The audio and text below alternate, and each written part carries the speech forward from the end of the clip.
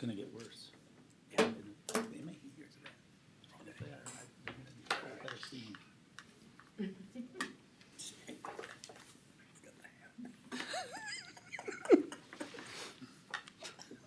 Don't hurt your elbow. I'll call to order the Benton County Board meeting for May 21st. We'll start with the Pledge of Allegiance. Pledge allegiance to the flag of the United States of America and to the republic for which it stands, one nation, under God, indivisible, with liberty and justice for all.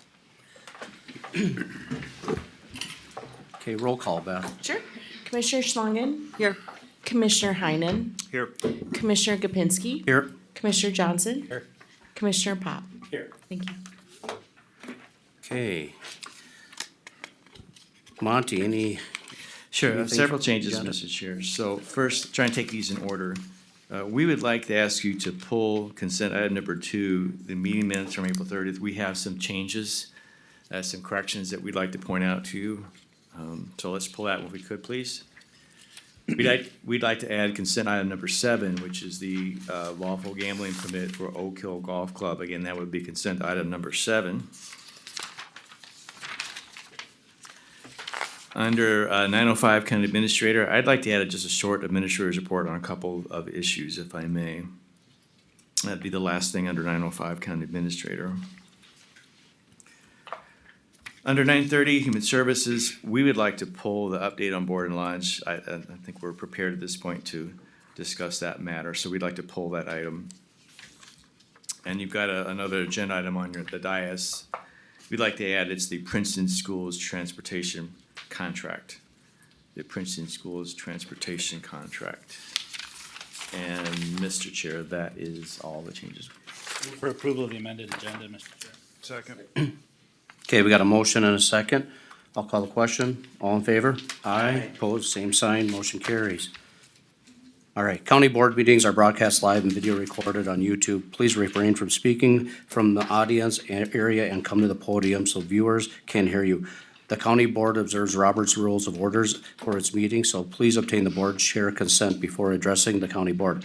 Public comments are generally reserved for the open forum segment or public hearings.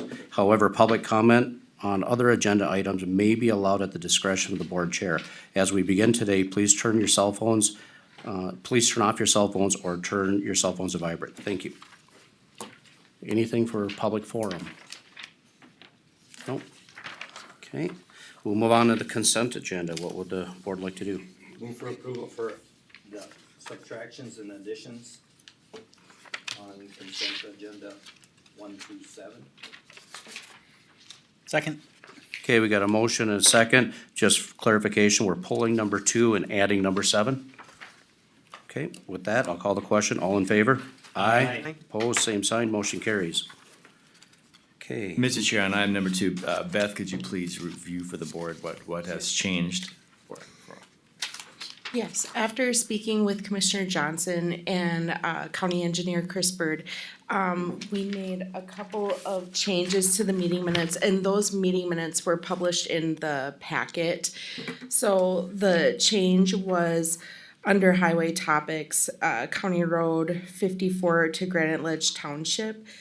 We turned it back to Granite Ledge Township, and then we removed, there was like a dollar amount. We removed that, and then it's supposed to say, and it does say in the packet, township that proposes to repair the road with gravel and to replace pipes as needed while we maintain it for the next 2 years. And then under Old Cassav 4 to Gilmanton, the consensus was to turn it back to the city of Foley. Thank you, Beth, for making those Yeah, corrections. thank I'll you. move for approval of consent agenda item number 2 as corrected. Second. okay, we got a motion and a second. All in favor? Aye. Opposed, same sign, motion carries. Monty, recognition. We have 2 employees to recognize this meeting. Rachel from Human Services and then Dan from Property Management. Who is here to speak on behalf of Rachel? Would you please come up to the podium, please? Thank you. Thank you, Monty. Thank you, Board. Morning. Just like to say that Rachel was nominated by a fellow coworker of hers for excellent customer service. Not on. Lights on. Rachel has worked with us for several years now and has had several years of experience in the field. This specific case she was working on, it was something I alluded to at the most recent COW meeting, a very difficult case that required many extra hours of work and a lot of personal emotional stress to it. Rachel handled it like a professional. She was a good steward for Benton County, and we are grateful for her continued employment with us. So. Great, thank you. Thank you. Well, we have the picture taking and presenting of the recognition award. Board Chair, help us with that? Yep, we're gonna have the whole board down there.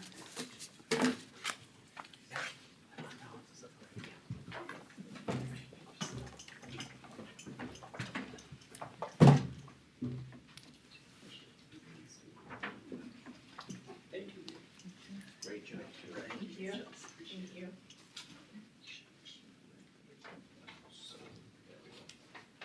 Yep. Rachel, I'll have you just step. Yep, perfect.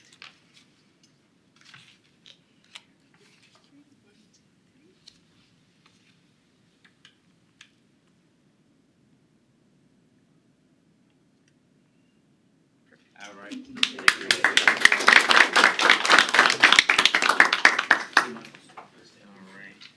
Oh, yeah. And is it correct that Jeff is gonna speak on behalf of Dan? Am I right about that? Okay. Right. And I just want to add too, I really appreciate that folks, actually, you came to the board meeting to receive these. That's very nice of you. Thank you. Yeah. So, Dan Stelmach was, nominated by Sierra in, planning and zoning, no, land services, for helping her out, after hours. She ended up having a flat tire, and, he went, above and beyond what his job title is, and stayed late and helped her change a tire and stuff. And this is just a sampling of, the amazing work that Dan's done over the last year. He's been with us for almost a complete year now. And not only is he a great hard worker, but he's always bringing a positive attitude and willingness to learn new things to our department. And has been doing a great job, so.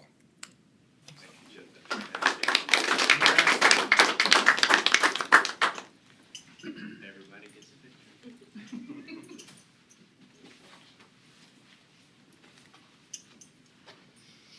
Congratulations, Dan. Thank you very much. Appreciate it. Thank you.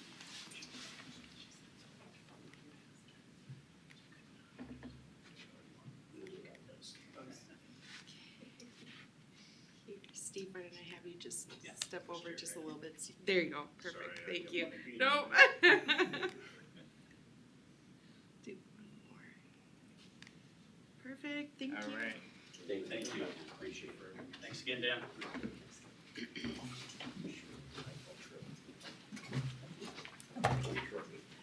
Have the other arm there, yeah. All right.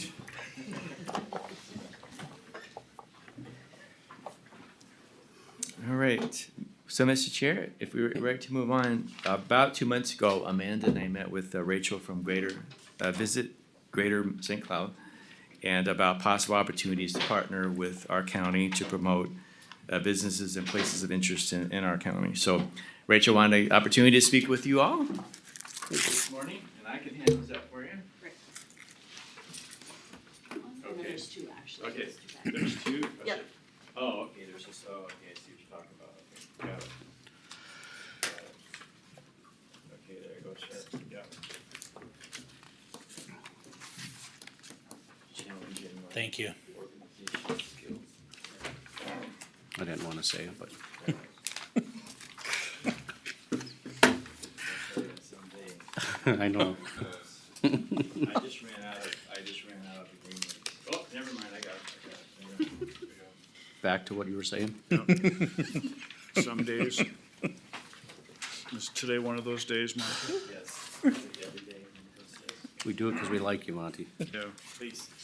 Great. Thank you, Monty and Beth, as well as Mr. Chair and Commissioners, for the opportunity today to talk a little bit about the opportunity that we have to promote Benton County in a little bit larger of a way than is currently happening. In front of you, you have two different packets, one of which is the presentation materials that we'll go through today, which is the more of that gray colored front. And then the secondary one is that outcomes report from 2023. That really gives you a larger vision as to what our organization has done in the past for the not only the counties, but also the cities that we represent. So to start from the beginning, Visit Greater St. Cloud is a travel and tourism destination promotion organization.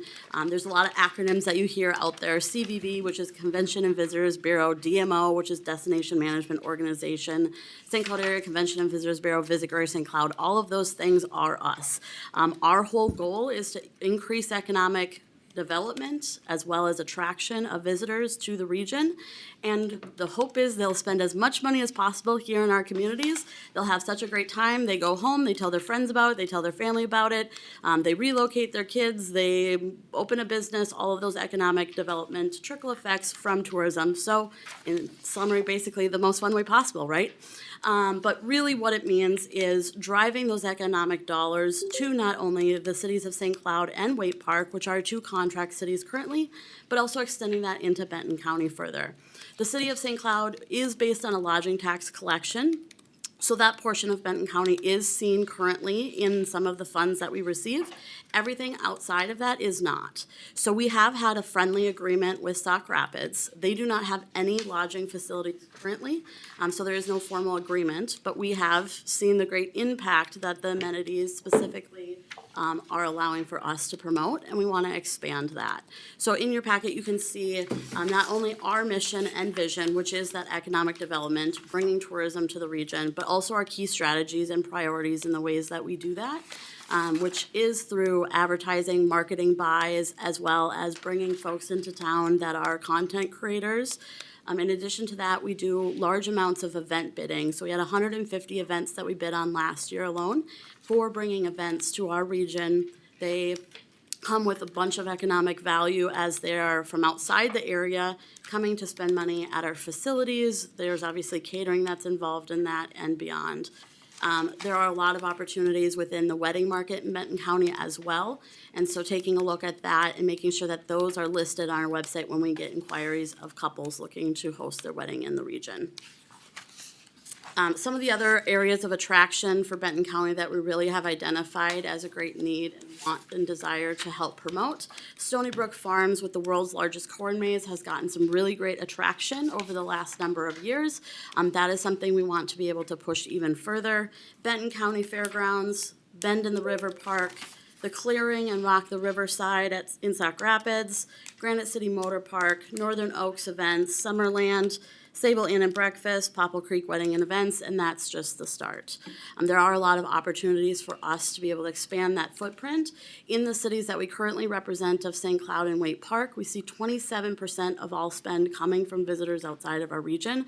So we know that this matters, and those are the new dollars in our communities that generate that viability and liveliness for our communities. So as you can see in the next page, we do have some promotion examples of things that we've promoted in the past, and we want to continue to move those things forward as well as expand what we are currently able to offer.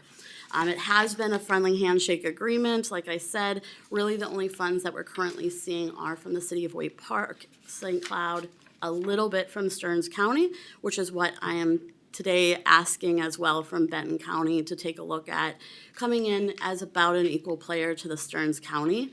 So on the last page, you see that our request is $10,000 for Stearns County. We do not see that full fulfillment annually necessarily. We've seen it change over the course of time, but $10,000 is the ask for them as well. Some of the things that would support are a larger scope of events included on our calendar. We see over 500,000 users to our calendar annually, as well as broader promotion of attractions to the cities, event presence in our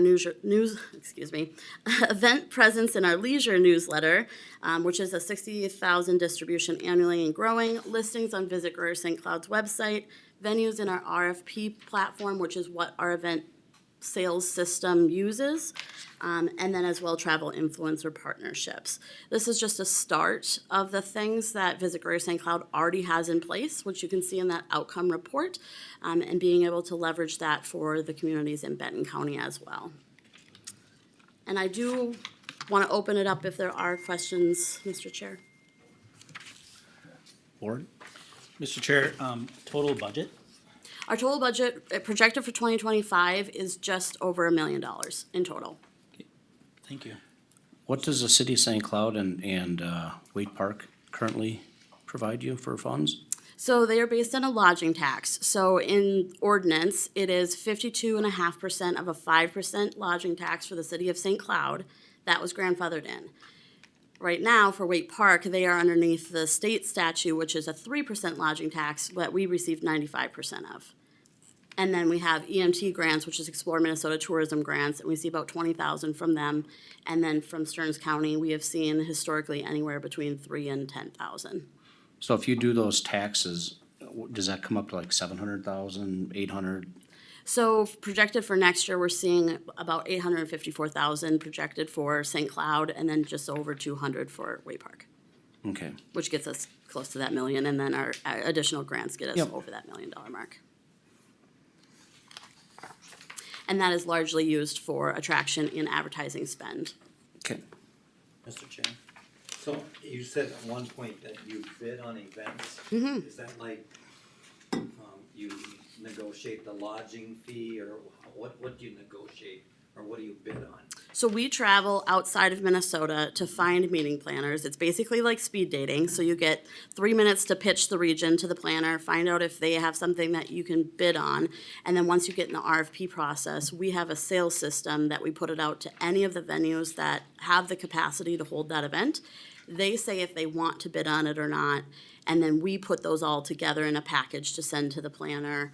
And then from that point, it does include the lodging, it does include the meeting space, the food and beverage, and then a bunch of services from our office as well. The whole point is make sure that planning is as easy as possible so that they want to keep coming back. One other question is, I noticed that you didn't have the St. Cloud Regional Airport in there as one of, granted, it's not listed in Benton County, or not physically in Benton County, but it's a big attraction. It is a huge attraction, and the things that were listed in there were the things that are not currently in our service. So Okay. St. Cloud is considered a service for us because we have that contract. So that's why you don't see that on that page. We do a lot with our flight markets, so Arizona as well as Florida. We do a lot of ad buys as well as promotions surrounding that. As much as people think it's, the snowbirds going from Minnesota to Florida, it goes both directions. And we see those weekend, winter, week-long getaways, the people that want to come up and try ice fishing for the first time, and they want to go dog sledding and all of those wonderful winter things that sometimes we take for granted. One other thing, Mr. Chair, is that AMC, had their annual conference in St. Cloud. Yep. One of the stepping stones that becomes a problem is the lodging part. They love the convention center. I mean, we can't find a better venue than the convention center in the state of Minnesota, they actually said.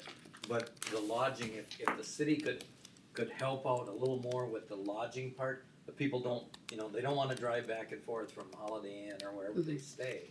They realistically could use more lodging downtown by the convention center to help them out. But if that was something that could, go forward, it goes out for bids, and I think they're planned through the next 2 years, I believe. Yes, and that is our sales team's efforts to go out and find those pieces of business. That is one we've helped with in the past. Yep. We have taken a look at shuttles for groups like that. So our office has a budget line item for services. So those shuttles to be able to get people from, like you said, the Holiday Inn or further hotels into the downtown back and forth is something that we do support. But it is up to the planner to decide if that's something they desire.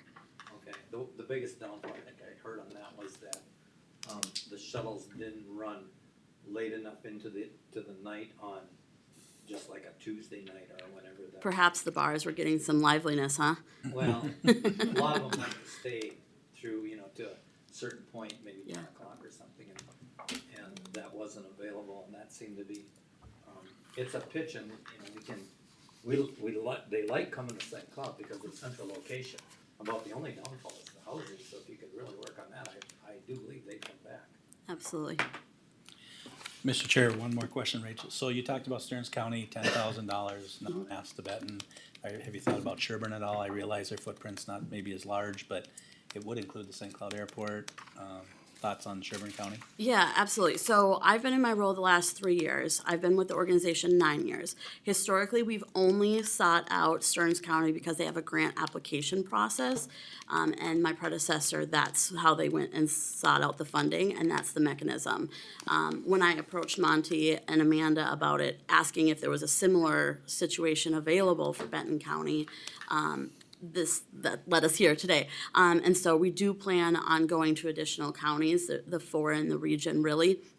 But this was the next one in that stepping point for that long-term plan of making sure, as well as we have seen the city of Sartell and the city of St. Joseph support in the past.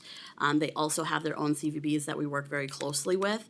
They are under a little bit different model because they only have one facility for lodging that they're collecting at a time, but we work very closely with them. Okay, thank you. Yeah.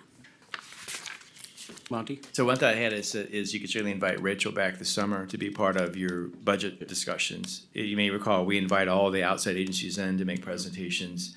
And then you're kind of looking at all of them at the same time and can make those decisions. So that would be my suggestion, is invite Rachel to come back. We usually have those presentations second half of August. And it'd be a part of that budget process if you'd like.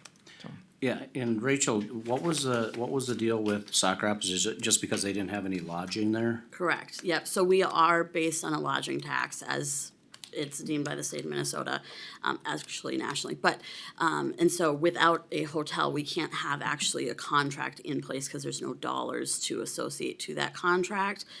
Ross has been very supportive, as well as Mayor has been, in our efforts. But without that lodging facility, they don't have a mechanism necessarily dollar-wise to support at this point. Thank you. Absolutely. All right, would the board like Rachel to come back in August? Yeah. Right. Absolutely. Thank you, Rachel. Thank you so much. Thank you.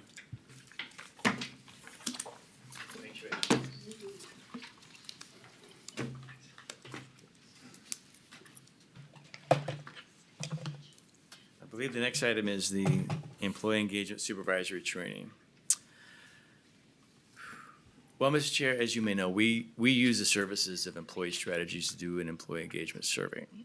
And the goal of that was to really identify some of the challenges and opportunities that we may face. So this is the next step. So we've identified the issues. Now we want to try and address them through action steps. So the management team met with Andy and ultimately wishes to proceed with 2 projects through Employee Strategies. One is supervisory training, and the second is creating what they call a culture team. So we started with the general concept, but we're going to focus on these 2 areas. So I asked then a group of volunteers from our management team, and I should really name them. It was Kristen, Cheetah, Jacqueline, George, our VSO, and Sandy. So that was my subgroup that had several meetings with Andy to try and develop a supervisory training program. So Andy kind of gave us his initial pitch, and our group said, that's probably too much. It's too much time and too expensive. So what you see here is a dramatically pared down proposal from what we originally see from Employee Strategies. So again, a lot of great discussion from this subgroup, a lot of great input to try and really focus it in on the issues that were identified in the employee engagement survey. And I think too, recognizing that everyone's busy and it's tough to ask someone to devote days and days to training. So we really try to pare this down and make it a little more reasonable cost too. So basically, we want to send about all of our supervisors, that's about 50 folks, through supervisory training. It'd be 3 half-day sessions. We'd split them up into 3 cohorts, and they'd run sequentially, not simultaneously. And the reason there is we wanted to have this first cohort go through the training and then pause and say, okay, is this working? Are we getting what we wanted? Is this hitting the mark? If it's not, then we need to kind of regroup and maybe fix some things. So we didn't want them all running at the same time. And we wanted to have that opportunity to pause after the first one and say, hey, is this working? So that was a really important issue. That did drive up the cost a little bit. As Andy originally said, hey, I'll do one cohort in the morning and one in the afternoon, you know, kind of overlap them. We said, no, we want them to run sequentially. And, you know, with folks being busy, there's always a chance someone's going to miss one of the days. So we wanted opportunities for makeup days. So, okay, I'm cohort 1, I missed day 2. Well, I'll jump in and do, you know, day 2 of cohort 3. I'll make it up. So if you have it all on just a few days, then there's a good chance folks are going to miss, and we don't want that. The other part was the culture team. And I think maybe if you remember some of the stuff that Andy talked about with culture teams, I really can't give you like a list of, okay, here's the things the culture team is going to do. And actually, I don't really think I should. I don't think I should be prescribing what the culture team should do. It's really going to be a group of employees, about 25 to 30 employees, and they're really going to come up with the ideas. And again, I think it's going to be going back and looking at the survey and say, okay, what are the issues? And try and develop strategies to address those. But I don't really think I should be prescribing or suggesting, let's start out with a blank slate. Let's let that group kind of work it out. Andy's going to facilitate the first, I believe it was 4 sessions with the culture team. And originally he was going to, I think, facilitate maybe a dozen. And I will tell you, our thought was at this point, if the group can't sustain itself after 3 or 4 sessions on its own, it probably won't. And I mean, I hate to sound pessimistic. I'm actually optimistic. But we felt we didn't need necessarily Andy there for all 12 sessions. At some point, the group will lead itself. So that kind of cut that down to, I think, 4 sessions. So we're looking at a total cost of $64,300. You can see in the agenda item how I propose to pay for it. We've had for quite a long time $35,000 parked in a training budget. We've got a wellness budget which we're not using. I think we can tap into the labor training budget because there's no negotiations this year. And we have some savings from the vacant HR position to make this all up. So I think we've got a way to pay for this, the $64,000. So at this point, Mr. Chair, I'm happy to answer any questions, and we're looking for your consent then to move forward with employee strategies for the 2 things, the supervisory training and then the culture team. Mr. Chair. Monty, is this the first time we've ever had training for supervisors? No. I can remember one very distinctly. About 3 years ago, we had about 25 folks go through a supervisory training program put on by Resource Training Solutions and University of Minnesota Extension. And that was like a cohort. And that was actually pretty extensive. It stretched over about a year. Right. And folks went there on site. Reviews are kind of mixed. I think we were kind of like, I hate to use this term, the test case, the guinea pig, so to speak. I think Resource was trying to get in the business of doing training for counties, and it was kind of like a test for them to develop training for counties and develop a market with counties. And it was a one and done kind of deal. They have not continued it. So Is this training going to be in-house here then? Or are they going to yes, come it will be here? in person. Okay. Right. Yep. Yeah. That was really important for Yes. our group. Was we wanted in person. Yeah. Yep. That's important. Sure, Pop? Monty, I guess the only question I have on the funding is that we know how long the labor negotiations dragged out, and we must have overshot that budget last year. Yeah, but we kind of we refresh that budget every year, so we keep that same amount in there. So we shouldn't really hardly touch that this year. Yeah.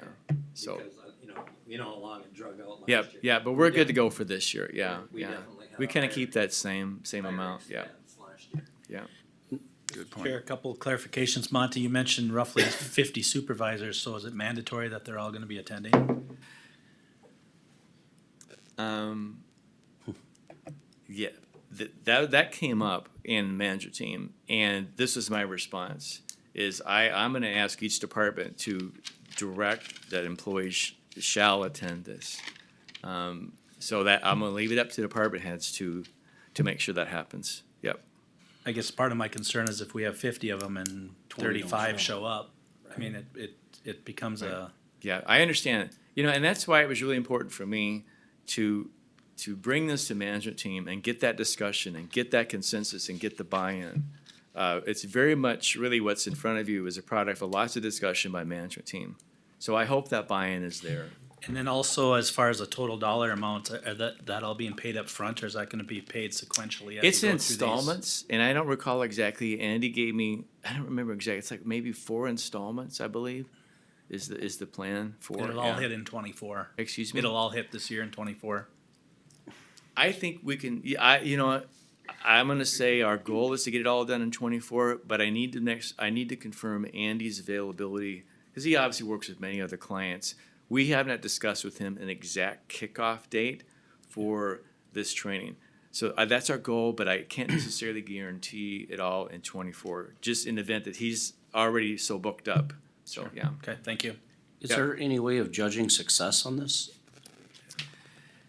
You know, Mr. Chair, that's a really, I'm glad you asked that question. I think one has to look at it very long term. You know, 'cause I'm not so sure in the short term you're gonna see sudden.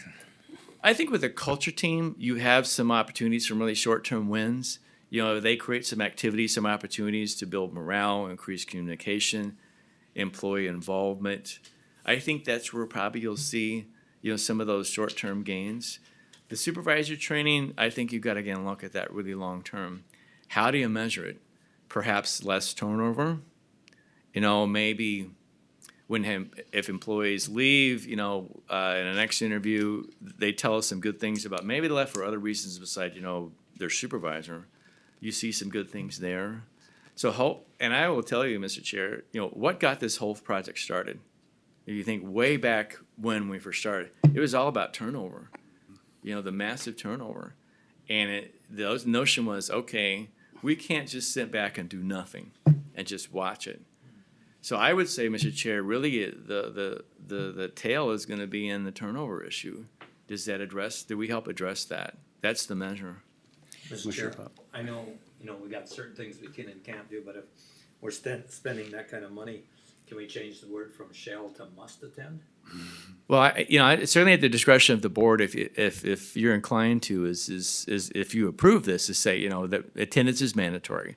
And I think that's nice having that in our back pocket, that the board has said, look, you know, this is really important.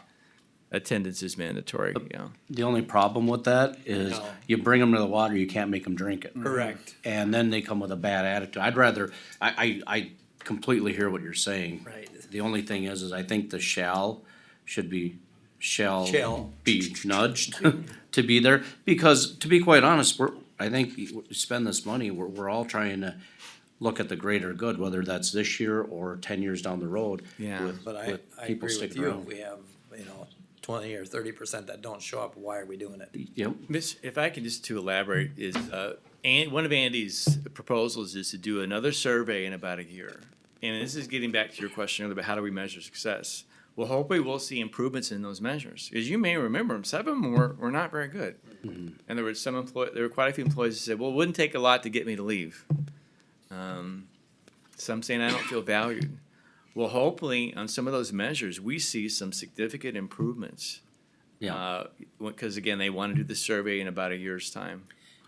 Mr. Chair, it would be valuable, maybe Monty to have, I'm not sure who the right person will be, but whether it's department heads or whatever, to do a brief update of, as we go through this process. to see Absolutely, where we'd love to things do are at, that, yep, yep. Instead of waiting for a year and do another survey and then Yep. go, oh, this crashed, or Yeah, not. Sure.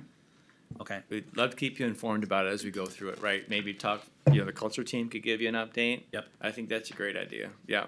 Mr. Chair, I'm all in favor of training. In my opinion, we do not provide enough training the way it is already. Yeah. I was, I'll just speak for myself. I did a couple of the Franklin Covey leadership trainings and everything like that. I was one of the problem childs, so I get that. Somehow I'm not surprised by that. Until it was like the third day of it, because they did it in like one day every month or whatever. But at the end of the third day, I seen how it helped a few of the other people in the room that I was having personal problems with I didn't feel doing their job, and it did help them. So if we can do this, if we can pay $64,000 and save 5 jobs by Right. people leaving it, we just, More than paid for. Yeah. All right. So the action I'd be requesting of you, Mr. Chair, is a motion to authorize the services of employee strategies to conduct the supervisor train and support a culture team. And if you want to tag on there that, you know, the train, that's mandatory, that's of course at your discretion. I mean, I would like to, but I kind of agree with Commissioner Kapinski. Excuse me? I said I would like to, but I kind of agree with Commissioner Kapinski that it doesn't set it real good. Okay, sure, yeah, I understand. I believe that people are gonna follow the leader. That's what we gotta hope. Yeah. Because it does. Mr. help. Chair, they've been asking for this, so I'm just assuming and I'm hoping that being they're asking for this, they will put their best foot forward. to Plus, do it all goes in their this. file too, as going through a leadership training and Sure. I don't know if there's a certificate, but I imagine there'll be something, right? we'll come Yeah, up with yeah. something. Yeah. Yep, I'll Hey, make- what's the wishes of the I'll make board? a motion to authorize the services of employee strategies to conduct supervisory training and to support a county cultural team as presented. Second? Okay, we got a motion and a second. Any other questions or dialogue on this? If not, I'll call the question. All in favor? Aye. Aye. Opposed, same sign. Motion carries. all right, thank you. Well, Mr. Chair, it's almost budget time. Moving on. These come up way too quick. I know. I can sense the excitement. Well, Mr. Chair, that I ask you to review, if we may, today, the budget development calendar, which is loaded with days in September, and the budget development guidelines. So if we could, we look at the calendar first. So here we are on May 21st, asking you to review the calendar and guidelines. Couple red letter dates you can see pop up is department-based budgets and policy issues due the 12th and the 19th. If I could focus on a couple big dates, proposing that you would have budget presentations the week of August 19th through 23rd. So that's a pretty big date. And usually it's 3 half-day sessions. They can be compressed into 2, like 1 all day, 1 half day. So it's kind of bounced around. But usually it's been 3 half-day sessions. So how is that week of August 19th looking? I would prefer if we do it in the 1 full and a half. I know it. I agree with you to a certain point. I've been here long enough that after a half a day, I've had enough. One Yeah. of those days, Monty, Tuesday, isn't that another county board meeting? Yes, it is. So, I'm just really trying to establish, the general week at this point. I'm not gonna ask you to schedule specific days unless you want to today. My- Want to first see if that's even workable, so. Mr. Chair, I guess my suggestion is we get the date set because Okay. it's Yeah. almost June. If you wish Yep. to, please go ahead, yeah. I'm with you. Monty, would there be any objection to going to the week before, like the 12th through the 16th? I will be gone 3 of those 5 days. Yeah. The Benton County Fair is the week before. Yeah, Benton County Fair ends on the. Ends on the fourth. Ends on. Oh, ends on the 4th. 4th? Oh, it's early. Sunday the 4th, yeah. So Well, that's- one of the considerations, Mr. Chair, is that, and it's somewhat blatant self-interest, is I need about a month to get this budget book together for you. So if the time, so you can see here, department policy issues are the 19th. The more we crunch that time span to get closer, it makes it really tough to get your budget books done. So I do need about a month to Mr. get Chair? that book together for you, so. How about if we did it on the afternoon of the 20th and then did the 21st and 22nd? In the morning.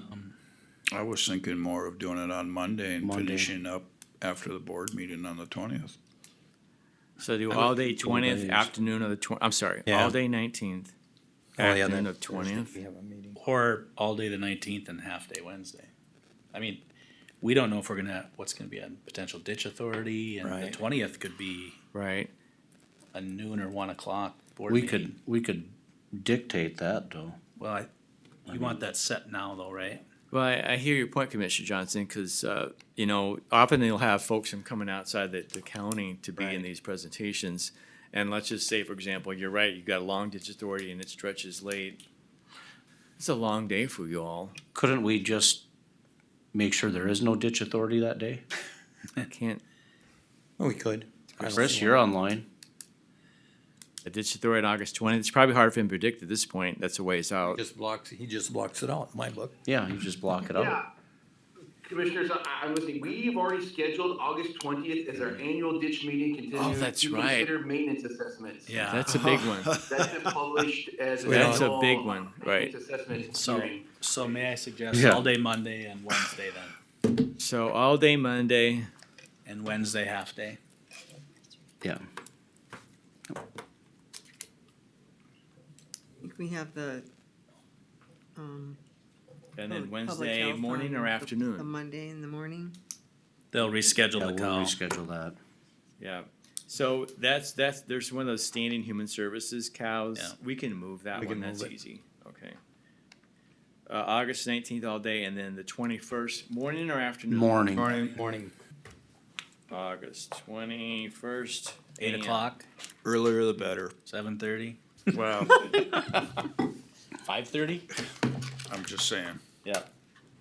okay, 8:30. let's move on. 8:30? I don't care. 8:30, okay. 8:30? On the 21st? 8:30, okay.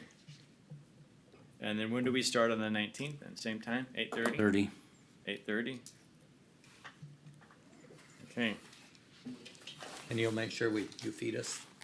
yes, sir. On the 19th, you bet, we'll have, we'll have Pack sandwiches your brought lunch in, that yep, day? No. yep. I'll All bring- right. I'll bring some rations. Okay. Get them some. Next big date, September 17th for proposed budget and levy adoption. Is that workable? If it's not, we can move it. The thing is, we just have to have it adopted by the end of September. So if you wanted, you could have a special meeting, I will be gone that whole week. Yeah. okay? 17th, the week of 17th? So then the question becomes. Every year. Could we look at that and do that at the next board meeting? We better, because we have fall policy committee Yep. meetings are that time too, whenever Steve's gone, we have fall Yep, policy. exactly. And that would be like, and I can't, The week of the 16th, there's full policy? I believe it's the 18th, 19th, and 20th, I believe. Okay. So, Stan, are you liking to have possibly a special board meeting to adopt budget and levy? Okay, so long as you do it by the 30th, that's really all that counts. Okay. Well, when do we generally, have you talked about the date when we're gonna review the information from the 19th? Like in our. Because budget? before we adopt, we're having a. Yeah, you know, powwow we can over set the- that cow anytime, you know, that's, I wasn't gonna ask you to set that one today. Cause, right, you usually have a big budget cow, we don't have to set that today, we can set that later. I would say everybody should look at their calendars for September because I know that's busy on mine Yep. too. And I'd like to, Can we set it for the special meeting on the 24th, or? I would say do it the 23rd. Could we do it the Monday? 23rd? Yeah, we can, yeah, anytime, right. Monday, the September 23rd for special board meeting, Commissioner Hines, does that work for you? Yes, I will be back. So that's gonna won't have change the anything anyway, 17th to the so- 23rd. I make sure I don't have a conference. that Okay, week, but I'll. special meeting. 9:23. At 9 o'clock? Sure. Okay, and we can move that if we have to, right? Later on, if the board approves. Well, sure, right, as Okay. long as you have to have. 'Cause a I don't three- you have my to have a business 3-day calendar posted on this notice one. on a special meeting, 3-day posted notice, right? Okay. Okay, I'm assuming the December dates are fine, December 3rd would be your TNT meeting, that's a regular board meeting, we just move it tonight for TNT purposes, be starting at 6 PM on December 3rd, and then final budget levy adoption would be December 17th. At some point, we'll have a committee of the whole in early December, to talk about fee schedule changes, elected official salaries, you know, a final budget review, that kind of stuff. So again, we'll schedule those later. So, all right. So Mr. just Chair. to recap, some important dates is, so budget presentations will be August 19th all day starting at 8:30. and then wrapping up on August 21st in the morning at 8:30 for a half-day session. And then proposed budget and levy adoption September 23rd at 9 a.m. Okay. Moving Mr. Chair. on, budget development guidelines, Mr. Chair, these are really quite similar to last year. Not a lot of changes. It does talk about a possible goal of not more than 5%. The last year's levy increase was 5.15%. So this says the goal is not more than 5%, trying to keep bringing the county tax rate down if at all possible. I have in this first paragraph, it says we're the 26th highest and used to be 6th. I asked Matt Massman if he could give me an updated spreadsheet on that, and I have not received it yet. So if I get something new, I'll let you know. He's been He's pretty kind of busy. He's been busy. He'll be Yeah. less right now, so. He's been busy the last few days, right? So, really, Mr. Chair, the budget process, same as the last year. You have this base budget phase where we do payroll estimates and revenue estimates. It all comes together, and then departments have the opportunity to request things over and above the base budget, what we call policy issues. And, I think, Mr. Chair, despite, the 5% goal, departments still, in my opinion, should have opportunity to articulate what their needs are. I do, though, encourage them to consider the overall budget and levy goal. So in other words, if the goal is pretty aggressive of no more than 5%, well, you probably shouldn't ask for the world. You shouldn't come in and ask for tons of new positions and whatnot. To try and tamp that down a little bit, so. Commissioner. And that, again, really the process is about the same as in past years. I think folks are pretty used to it. And I think that's really it. I didn't have other things to highlight on the budget development guidelines, Mr. Chair. I just want to make it known right off, as we go into the budget, I will not support any new staff hires in this budget because we've hired enough people, and I think we have to be conservative of the taxpayer dollars. So anybody that wants to come with a new position in any place, I will vote no. Just to get it out there. Would that be straight across the board then? Yep. Commissioner Pop? And if I could add, as I noted in the third paragraph on the first page, is most likely just right out of the chute, we're looking at almost a 5% levy increase just to cover the 2.5% increase, general wage increase in our labor agreements, step increases, and health insurance. Those things chew up a pretty substantial amount of levy increase right off the bat. So doesn't tend to leave a lot of room for other stuff. Hopefully, I still want to hear the needs out. Oh, yeah. we're seeing some better numbers on health insurance as the monthly results come in. Last year we had a 10% premium increase for health insurance. Hopefully that's going to be a lot smaller. We'll see. So that could help some. We're still trying to build that back up. Right. And we're doing a real good job. Reserves are coming up very nicely. Good. So we might not need to see that 10% like last year. So, but you'll get a recommendation from MMA sometime, I believe, in August on a renewal number. Okay. So, Mr. Chair, I wasn't asking any action today, just your feedback and thoughts. You don't need a And- motion on those dates No, right you now? No, I'll have this on your consent agenda Okay. next time. Sounds good. Yeah. All right. If I may, I'll move on. The next item is the City of Foley ARPA agreement. Of course, you heard this presentation from Amanda, BEP, and the City of Foley. The project that the city contemplates is the next to the last page in the memo that's dated March 29th. And in it, they discuss creating new residential lots on the south side of town and possibly some on the north side, not far from the high school. They talk about possibly as many as 50 new single and multifamily residential lots on the south side. I don't see a number on the north side, but their intention is to use these ARPA resources to help reduce the cost of those lots and make them more affordable for folks to build a house. And the city has approved this agreement and the mayor has signed, so it's now for you. Mr. Chair, we've gone through multiple discussions with this. I don't think any of it's new.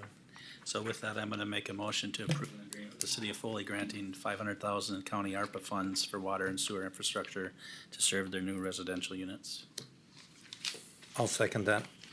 Okay, we got a motion and a second. Any other questions by the board on this? So this means that the city of Foley's gonna have another 500,000 added to it, right?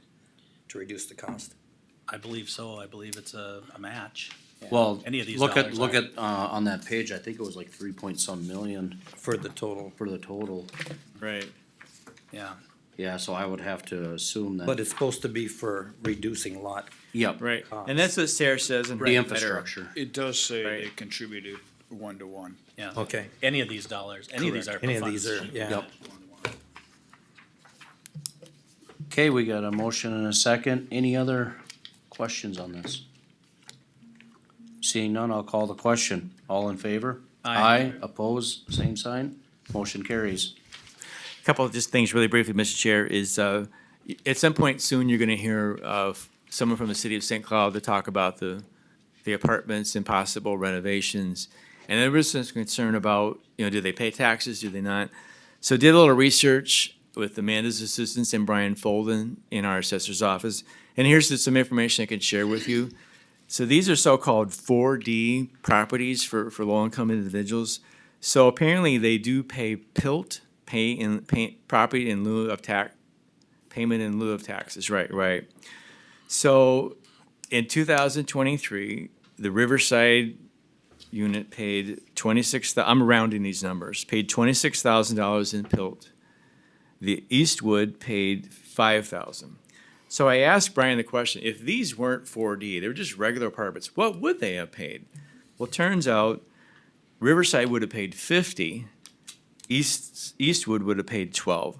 So I'll just review those numbers. So instead of paying 50, Riverside paid 26. Instead of paying 12, Eastwood paid 5. So they obviously get a break by being a low-income property. There's more to this story. So Brian tells me, though, that the state legislature has changed the way these properties are assessed. In 2025, the assessment ratio will drop from 0.75 to 0.25. So he gave me an estimate of what taxes they'll pay in 25. So let's go back to Riverside. So instead of paying 26, it'll pay 16. Yep. Eastwood, instead of paying 5, it'll pay 4. So I just want to let you know those are going to fall into 2025. So and again, it's well below what they would pay if they were just traditional market rate or not low income apartments. So I wanted to share that with you. I think we're going to have someone from the city of St. Cloud here to talk about what the renovations are planned and so on when we schedule cows. One other thing, just briefly, you saw the legislative update from Matt Massman. You know the story on bonding. In Matt's summary, he says that no organizations received the exemption from state sales tax on construction materials. And I looked at this enormous bill this morning, and I also did not see that. So as you may know, we were seeking the state exemption from state sales tax on construction materials, and it appears that no other jurisdiction got that either. So we'll make another run at it, and I think, the lesson I've learned from this is getting to the legislators and staff well before the session begins and get it, on the radar and get so a bill is ready to be introduced before session. That's my lesson I'll learn from that.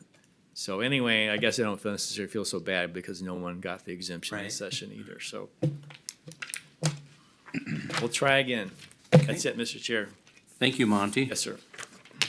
Moving on, Roxanne.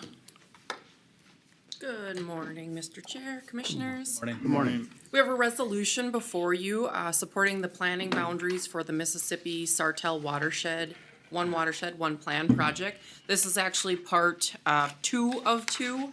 So if you'll recall back in 2021, it was decided to split the Mississippi River watershed into the St. Cloud watershed and the Sartell watershed. So on the second page of your agenda item, you'll see the 2 different watersheds. The resolution is to support going forward with beginning the planning process and plan implementation for the second part of this, which is the Sartell watershed. Any questions on that? Mr. Chair, I think this has got Commissioner Pop's name written all over it. Yep. This should be the last of our watersheds. And we are a required participant because we have 24.5% of the jurisdictional land within this. And it should be getting easier and easier as we move from the rum to the St. Cloud, you know. So we need a motion on that? Motion to approve the attached resolution. Yeah, I move for the attached resolution. I think you just seconded I'll, it. I'll second it then. Okay, I'll let you do what motion you was want, made by Commissioner. Commissioner Pop and a second by Commissioner Heinen to approve the resolution. All in favor? Aye. Opposed, same sign, motion carries. Mr. Chair, if I may, Emily, I assume that's why you're here, was if she had anything that you Yeah, wanted would to you, add? would you like to talk on anything? Okay, No? thank you. Thanks for pointing that out. All right. Thank you. Thank you. Sandy. Good morning, just two Morning. items today. The first is the contract with Alternative Supportive Living Services for guardianship. We contract with several agencies to provide guardianship for vulnerable adults in our county. So this is a new vendor, and we would like approval to sign that contract. I'm sorry, Mr. Chair. Sandy, you said this is a brand-new vendor that we're using? Yes, Okay, and the old vendor? we have several other vendors. Okay, The problem is that there's a lot more guardianship needs than there are guardians out there. so we need more vendors. And also less and less families that are able to step up to the plate or willing, yes. Mr. Chair, so I see it says $230 per month per individual. How many individuals do we have currently? I'm unsure of that answer, Commissioner Pop. Because it is levy dollar or levy funds, so, Correct. If you had to guess, Sandy? yeah. Total guess? I've been wild guess, I'd say 50. Okay. Wow. And we're mandated to do this? We are, Who's doing it? Oh, and we got different vendors doing Yes. everyone now. Right. Do, Mr. Chair, all vendors, is this 230 across the board for everything? I mean, in all our contracts, or is it just particularly it's this very one? similar. We have a vendor who charges by the hour, but we do not utilize that vendor very often Okay. because it adds up and it's uncontrollable. Yeah. Mr. Chair, could you get us the figures of how much Yes. we spend annually on this? I sure can. I'd like to know that. I would bet the number's a whole lot bigger than the $230 we're seeing on the paper. Oh, yeah. You know, I mean, Well, that's per month. That's that's per- per month per per individual, month. but no, we should have the individuals and the amount of total dollars that we spend. Yes. And Sandy, maybe if, without a bunch of extra work, maybe just a little history on what that's done. Yeah. You know, maybe back 2 years or something. You know, here's where those dollars. Yep, we I'm could do sure that. they're ebbing and flowing, but it'd be interesting to see Right. what they're doing. I would imagine they're increasing just because we have more and more individuals. Correct, and But the as increase, Commissioner Pop brought it up, levy dollars would be interesting to see Yes. how it's affecting the budget. So one of the things that has happened is if family members need to support records to the courts, and the records are becoming more and more complex for family members as well. It's somewhat difficult for them to fill those out, or they get tired of doing that, and then the courts refer it back to us and then ask us to take over some of the guardianship as well. Commissioner So Pop? there's more and more oversight So requirements. my understanding is that, you know, because we'll just use Country Manor as an example. So if somebody has families that, you know, a family that lives here, and they put them in Country Manor from another, say, a southern Minnesota county, and they come here, that's our responsibility then, correct? Yes. Yeah, and that's where the cost, because of what we have and where we're located, that's where the cost gets astronomical. And And the it's too bad we can't, if they lived in a different county their whole life, it's too bad we can't bill that county. oh, and it's the facilities that are in our county that. Yeah, we right, too, right. You know, because other counties don't have that many facilities like we Right. do. I mean, our number of facilities or residentials per capita in this county is high compared to some of the other ones, and that's what gets us in trouble. Cause Yeah, it is levy dollars, and I It wanna, is. And it's You know, levy I dollars we really don't have control over. no, You know, an example, I think I have 4 of these facilities just in my district, yeah, right, correct. and then 2 of them in, I think it's Jared's or Commissioner Schlangen's district. Mine. Right. Thank you, It, Sandy. Mr. Chair, it would also be nice to know how the numbers that it increased, the amount of Yes, people. yep, we can do that. And a total facilities that in our county Yeah. that have this. Are you gonna approve this contract, even though we come back with those numbers?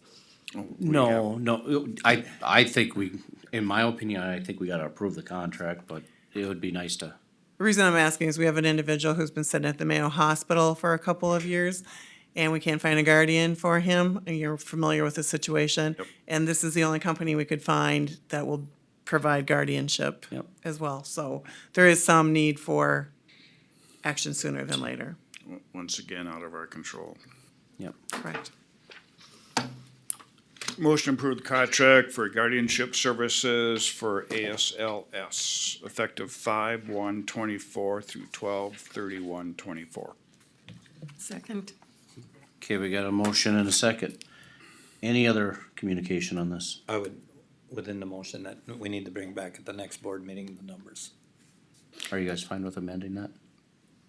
We don't need to throw that into the motion, though. We've already gave her Just so it gets direction. done. Yeah. We already gave her direction. You'll bring of those what to numbers do. back. I will, I can follow Okay. direction. Not too. All right. Any other communication on this? If not, I'm gonna call the question. All in favor? Aye. Pose, same sign, motion carries. Thanks, Sandy. Yep, thank you. The second contract is a contract with Princeton Schools for transportation of children in foster care to and from school. It's from 2022 to 2025. One might wonder why I'm bringing a contract to you that goes back to 2022. We created the contract for the schools. They sent in a copied contract. Our county attorney's office requires a physical contract. We just got that. It is the schools that are mandated to have these contracts, not human services. So now, the Department of Education is asking them for a contract, and it's not been completed. What would the board like to do? Motion to approve. A motion to approve the contract for Princeton Schools for transportation of children in foster care through 2025, correct? Yes. Second. Okay, we got a motion and a second. Any questions? Seeing none, I'll call the question. All in favor? Aye. Opposed, same sign, motion carries. Thank you. Thanks, Sandy. Thank you.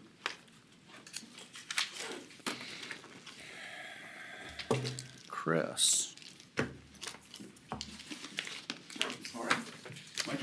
You ready? Yeah, I am. All right, good morning, Commissioners. Good morning. Morning. So, let me just bring up my items on the screen here. All right, I believe the first item on the agenda for us is Division of Cost Policies, we call it, is our cost participation policy. We discussed this recently at a committee of the whole, discussed some needs to update it, adding the addition of definitions of a trail versus a sidewalk. I do want to point out a couple things. First of all, that's different than what your packet, once the packet came out, I noticed that some of my editing did not come out as well. So I think it would have been page 73 of your packet. There was a box at the bottom of it below traffic signal roundabout construction. Some of the sentences got cut off. It got cut off after the word number. And so I just expanded that box to say of county road, parentheses, or quotation legs leading to the intersection to help clarify that traffic signal roundabout construction cost participation. Likewise, on the next page, the same thing, this text box got cut off, and underneath engineering by municipality, it should say the county will reimburse the municipality for engineering costs equal to an agreed percentage of the county's share of the construction project costs. So the second part of that sentence got cut off too. So I just want to point out that the policy has those full sentences.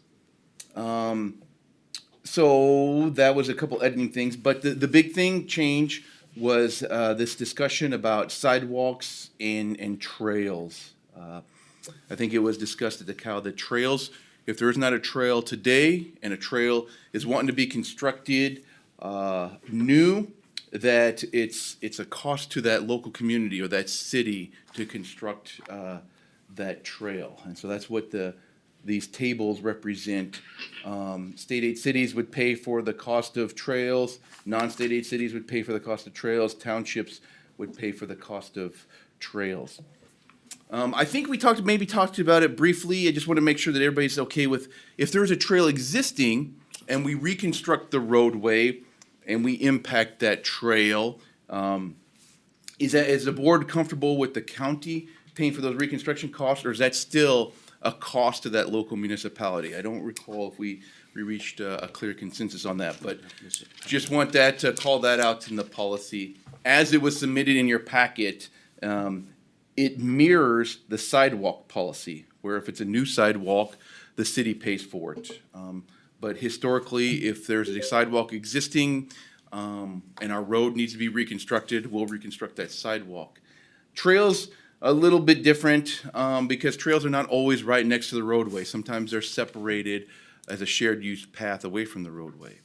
In some cases, we may be able to reconstruct our roadway and not impact the trail, other times not. So, I just want to call out, those are the things that are different, from the last time and why we're updating the policy today. I think if we're, Impacting, we should be fix. paying, yeah. Okay. Though we don't want to, Yeah. but it is part of our responsibility if we're impacting. It seems a little unfair to throw it back on the Yep, municipality. Correct, especially if they established all of that stuff prior to us constructing the road. Right, if it's, I agree, if it's new, it's different, but if it's existing and we disrupt it, Correct. All right. That's how it's written, so just looking for a motion in a second to adopt the policy as amended as of today's date then. so moved. Second. Okay, we got a motion from Commissioner Johnson and a second from Commissioner Pop. Any other communication? If not, I'll call the question. All in favor? Aye. Aye. Opposed, same sign. Motion carries. All right, I believe our second item today under roads is to talk about the awarding of construction contract for these tied projects. And so, like what we like to do is when there's similar types of work, we tie as many different road projects together under one contract that helps us with scheduling, because then we have one prime contractor and one schedule that we can schedule our inspectors with. So this would be CASA 7, the reclaim on CASA 7 from 95 south to the Sherburne County line. The reclaim project on CASA 11 from CASA 12 up to the Morrison County line. The reclaim of CASA 25 from Highway 95 south to the Sherburne County line. And then our seasonal maintenance patching that we call 2024 BO for bituminous overlay. So we opened bids on May 10th through our online bidding process, and we received 2 bids. One of them from Minnesota Paving and Materials and Knife River Corporation. So all said and done, Minnesota Paving and Materials, doing business as Hard Drives, or they were formerly known as Hard Drives, was the lowest responsible bidder with a total contract bid price of $3,244,903.71, which is below our engineer's estimate by about 16%. Wow. For that, so. Yeah, there was a resolution that if you find these bids acceptable and agree to awarding a construction contract, that's what we'd ask is that you approve the bids or accept the bids and authorize signatures on the resolution to award a construction contract to Minnesota Paving Materials. Commissioner Heinen.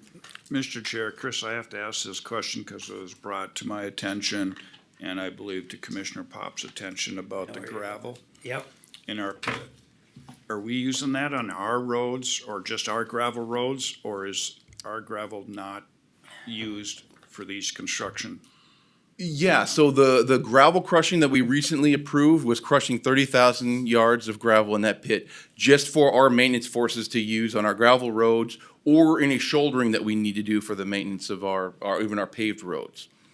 So, Go ahead, Commissioner Pop. So, and it wasn't brought to my attention, I know we did this as a package bid, but, the people that contacted me, they said, this is pretty not, not physically responsible that we got a pit right on County 11, we're doing County 11, and we're making them haul on County 12, on County 22, when they could be using stuff out of our deal? Why didn't we go for a lesser, that they could have bid a lesser amount, saved some of the money and used our pit?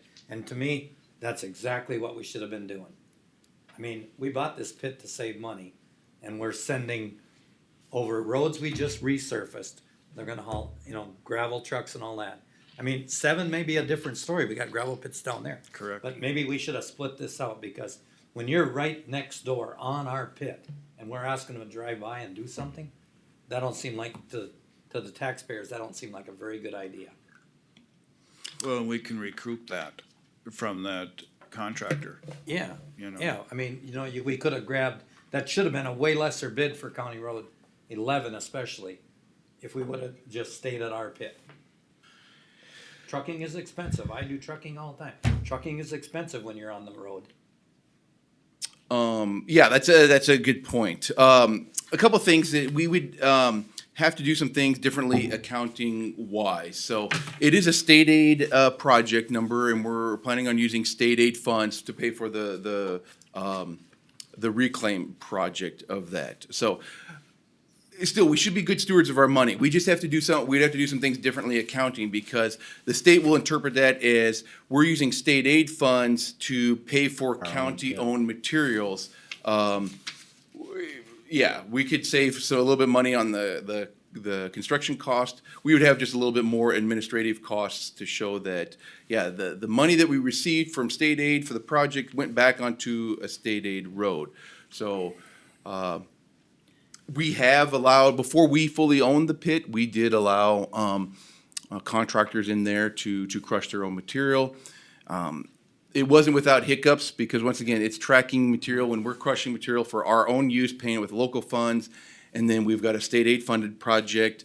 We got to keep those piles separated to make sure that what state aid paid for went on the state aid roads and not vice versa and stuff. So just a little bit more administrative and inspection work, but it's something worth considering in the future, I suppose. So I would, because we're not looking real fruitful out there by sending trucks down the road, 7-8 miles away, when we got, within a mile, right in front of the door. it's interesting. So CASA 11 in the bids, we need some class 1 surfacing material. So after we reclaim it, we'll have to put a little gravel shoulder to tie back in.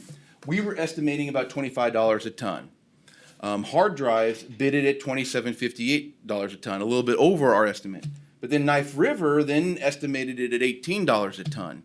So under our estimate. Just when everything shook out, hard drives had less cost total, or more items that were less than Knife River. So, Chris, on any of these projects, we are using some of our gravel, correct?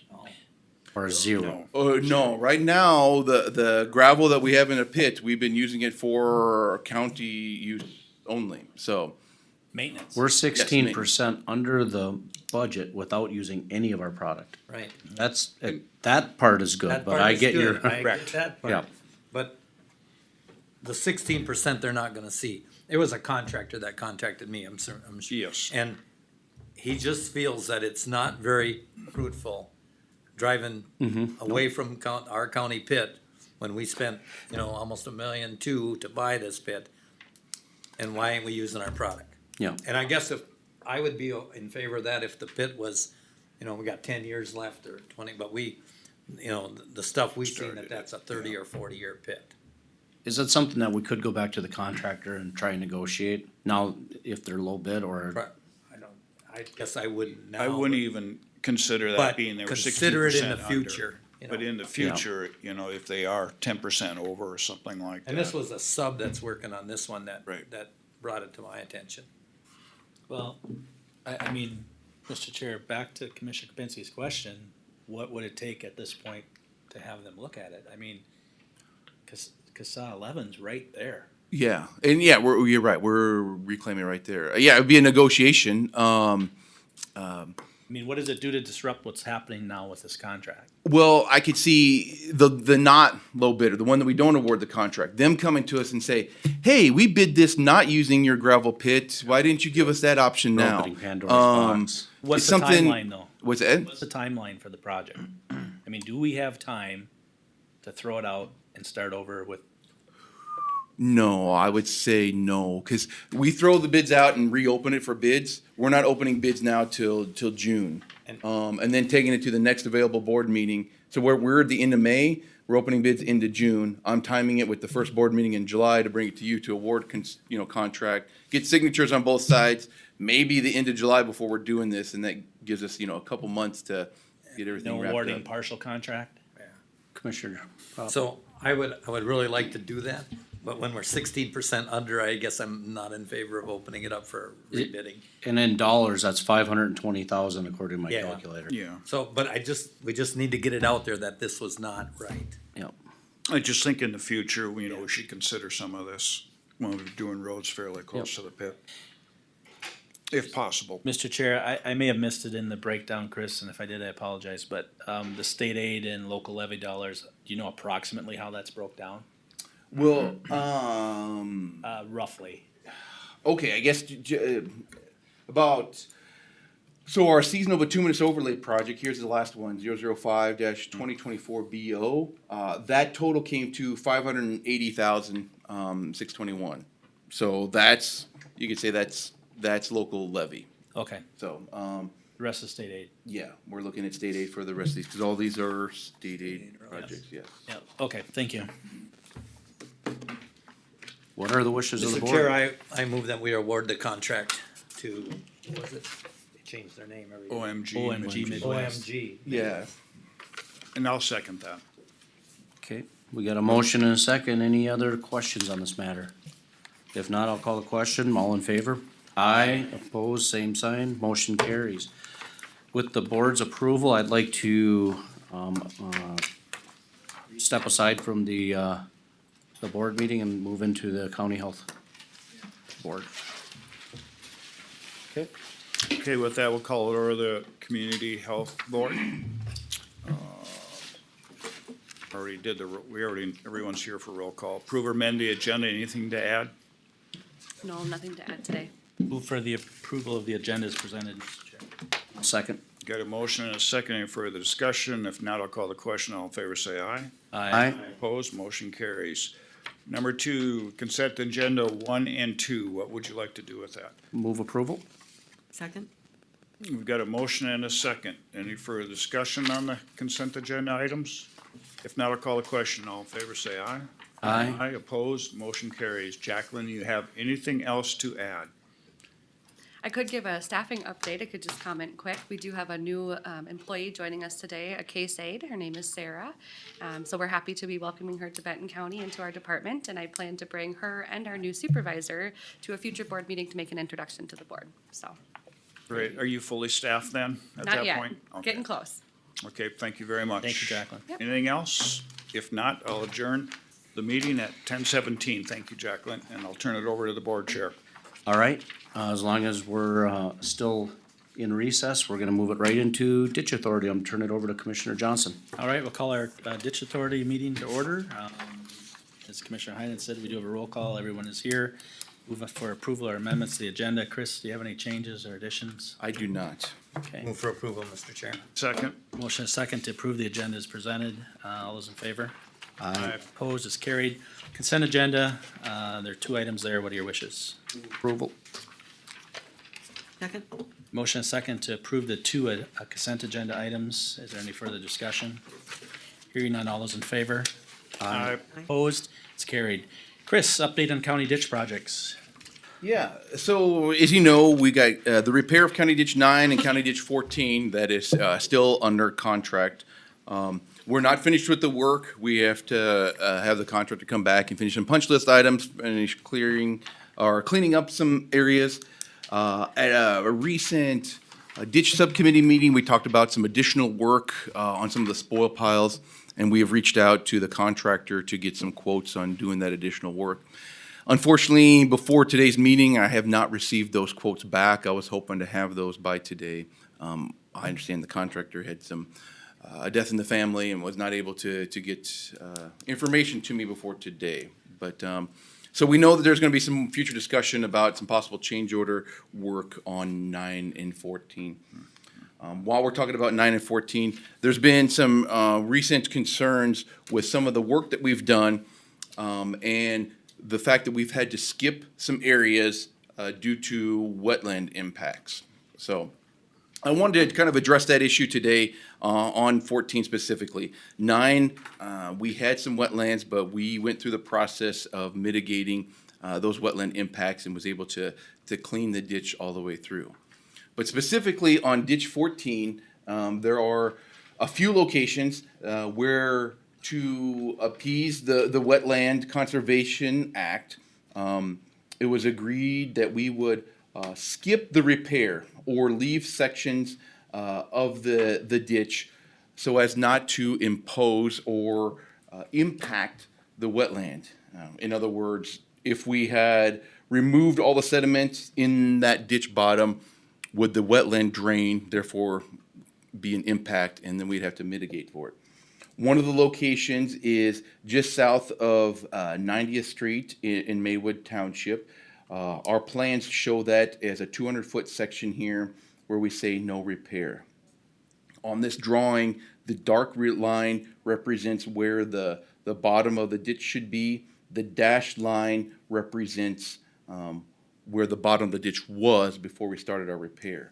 So this location here, these are engineering stations 84+00 is right about here. Even you can kind of see on the aerial photograph, this is wetlands that could have been impacted by removing the sediment in that location. Another location is north of Highway 23. We have 2 locations up here where there are wetlands in this area. So the same thing, we cleaned up to a location, skipped 200 feet, and then continue cleaning downstream of it. And then over here in this area, as you can kind of see, there's wetlands. So we skipped another 200-foot section here to avoid wetland impacts. Why that decision was made? Well, if we go back to our repair order, I thought I had this saved in here. We had, before ordering the repair, we seen a couple versions of the repair report. Did I save it in here? The repair order was there, Chris, right? Yeah, the repair order, but I was looking for the repair report that I thought I had signed. So, that's not the document I was looking for. Those are the construction plans. What's at the station? Okay, well, I'm not seeing my document that I thought I had saved in there. But even as a repair, we have to consider wetland impacts depending on the type.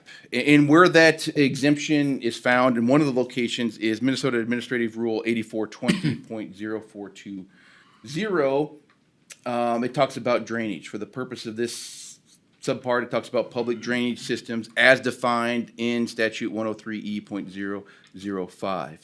And this is the way it's kind of worded. It says a replacement plan is not required for impacts when the maintenance or repair does not drain type 3, 4, or 5 wetlands that have existed for more than 25 years. So you look at that rule, and what does that mean? You kind of flip it, and you got to ask yourself some questions. Do we have a type 3, 4, or 5 wetland, yes or no? If the answer is yes, has that wetland existed for more than 25 years? Yes or no? Then if it's yes, even a maintenance or repair of that ditch has to go through the process and procedure of mitigating that impact.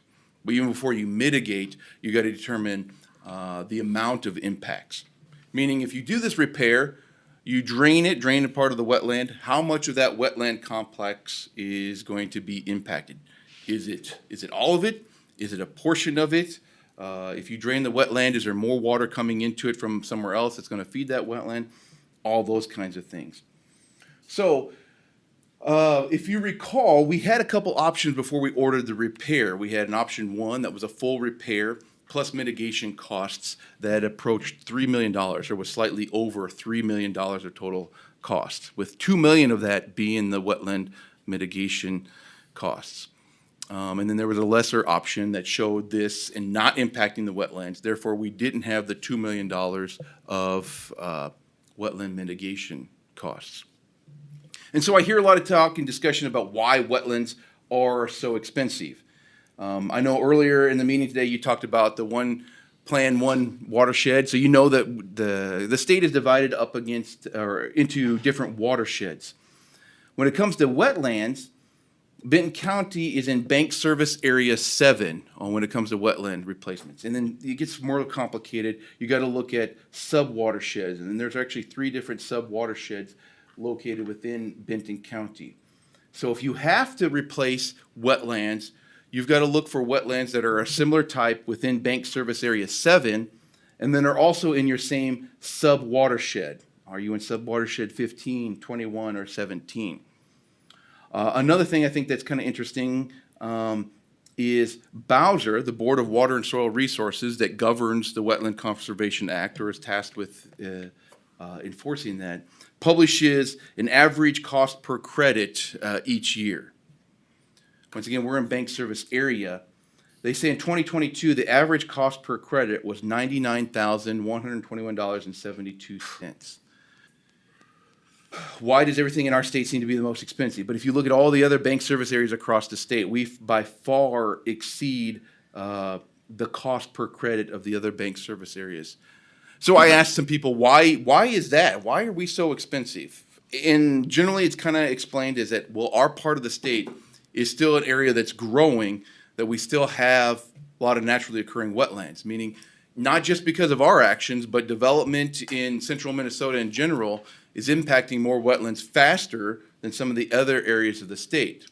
It becomes a supply and demand thing. So there's a greater demand for wetland replacement credits in our area, therefore driving up the price. So to put this in a real world example, the wetland credit that we did have to purchase on County Ditch 9 and mitigate it is right here. Once again, we had to look for something in Bank Service Area 7 within sub-watershed 17.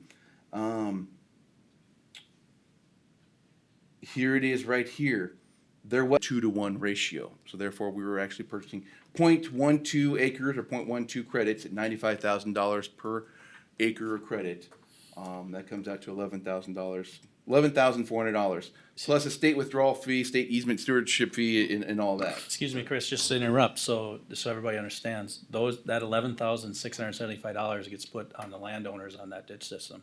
Correct, because that's a cost to the ditch system. That was a cost to the repair. Yeah, okay. So it doesn't come out of the county's general fund or the general property tax levy. It gets assessed back on those benefited landowners for County Ditch 9. So, brings us back to today. I think when we considered the repair and ordered the repair, we also had to look at the repair cost versus the benefit costs. And that's why we went through that redetermination of benefits process. And then on ditch 14, we learned that the redetermination of benefits and damages dated April 19, 2022, saw that there was 3,460.8 acres providing a total benefit of $1,109,878.02. So at that time, when we looked at repair projects, and option 1 was a full repair plus mitigation of wetlands approaching or just over $3 million, the repair costs exceeded the benefits costs. So we were kind of up against that test that kind of precluded us from actually doing a full repair at that time. And I think that would help guide the decision maybe of the Drainage Authority to go with the lesser cost option, option 2, doing a partial repair and seeing some restoration of drainage benefits.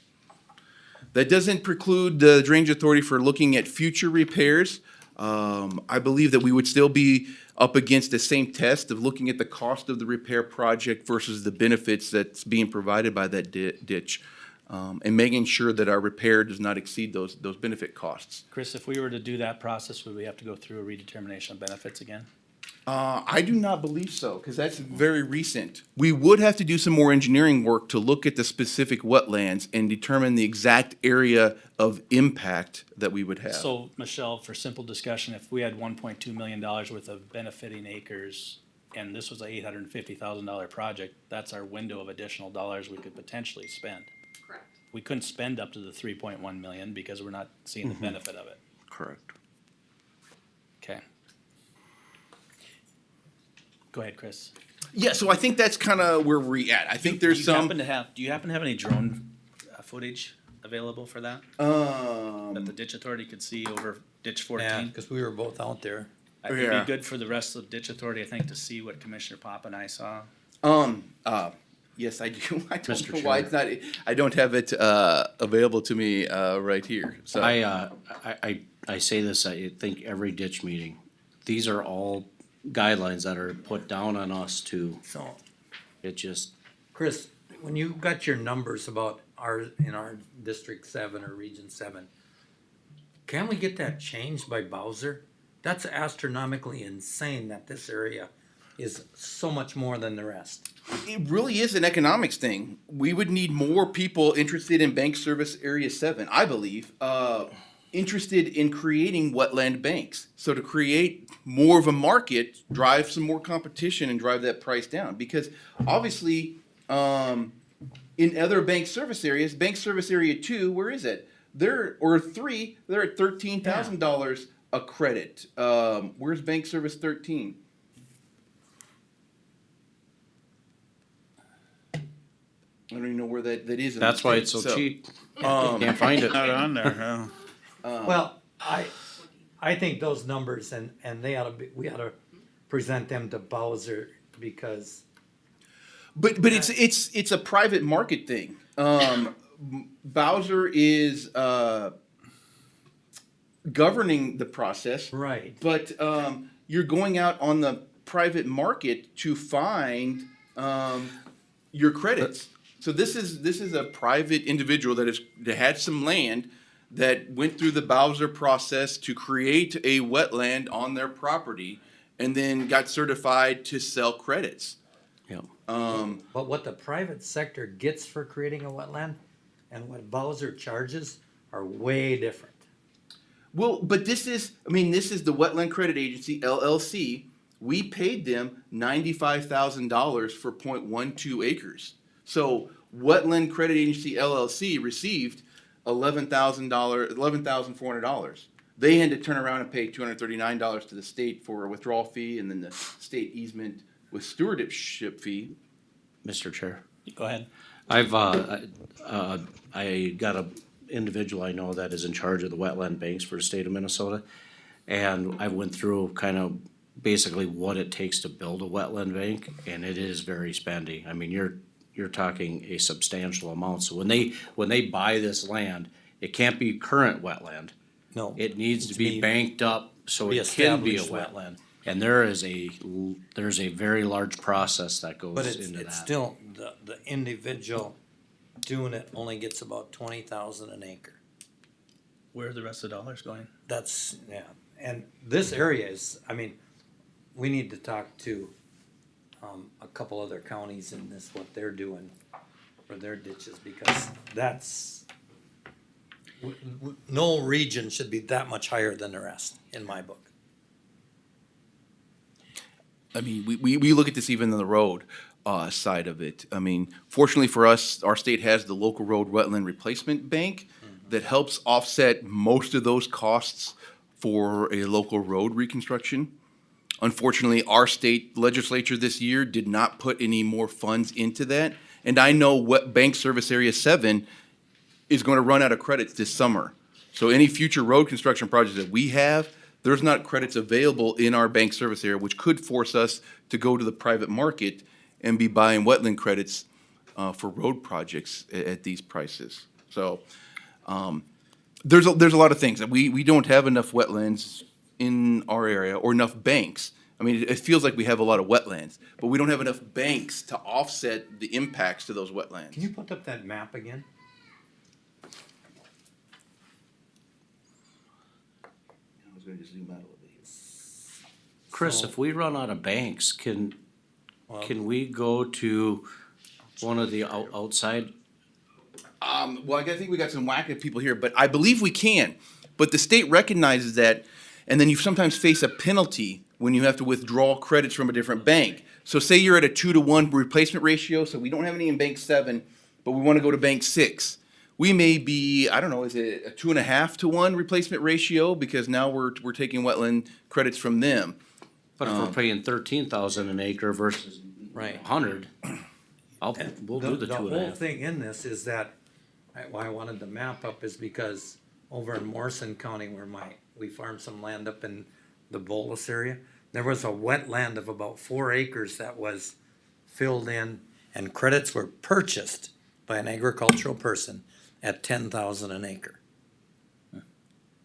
So you could buy the credits from an agricultural standpoint. I could go buy the credits and it wouldn't cost me, but I think it's in the blue section, not in the, yeah, barely if it is. So Chris, back to, do you have drone footage or not available to us? Yeah, I have to transfer it over from a different file. That's fine, we'll wait, But, because I think it's important for him to see. Because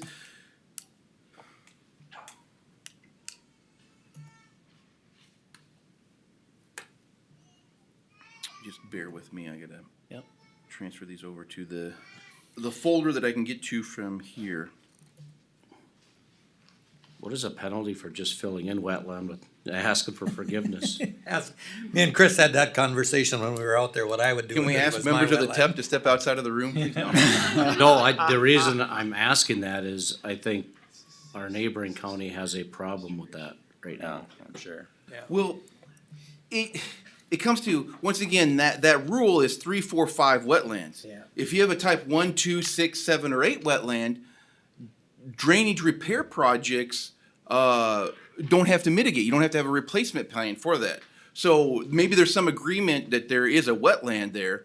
There has to be some further work on typing that wetland to determine what type of wetland it is. And I'll be honest, I'm not a wetland expert. That's why our department has to hire wetland experts to go out there and look at those kind of things. And then furthermore, a delineation is, okay, you look at the wetland and say, this is wetland, that's not, so there's a line here. And then you have to have that line surveyed so you get the area of the wetland. So. I know this current situation was turned over to the DNR for investigation by the county. So I can't imagine it'll be too good. And just to even complicate things, so I talked a lot about the Board of Water and Soil Resources, Bowser. They're the ones tasked with enforcing Wetland Conservation Act, or WACA.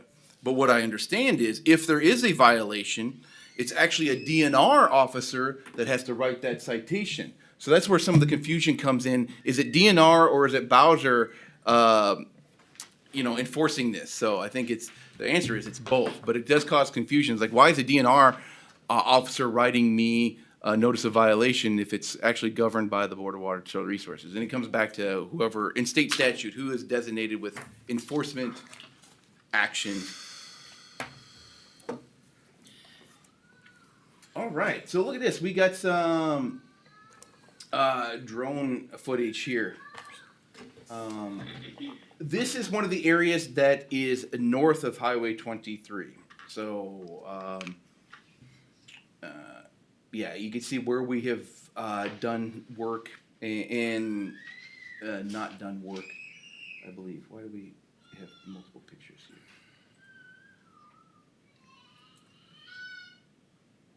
How do I scroll through these?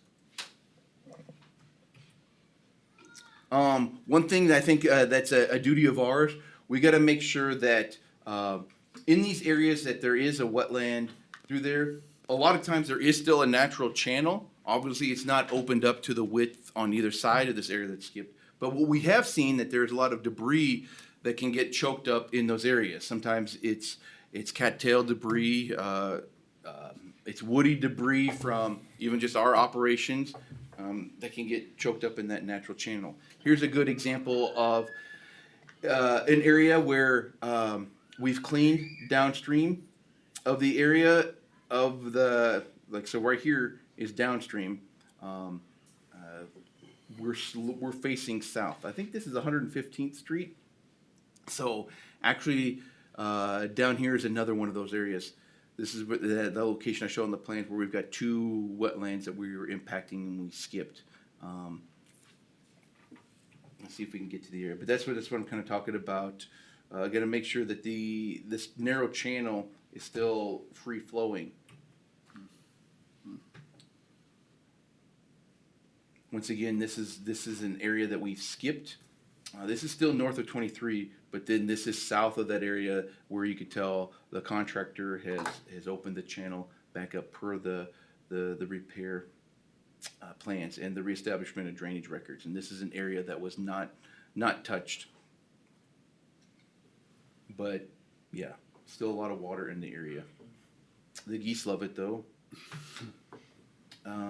Just some of that thing that it would just be cognizant of. We got a lot of debris, whether it's corn stalks or just even from our own mowing operations of mowing on both sides of the ditch. Has that plugged in there?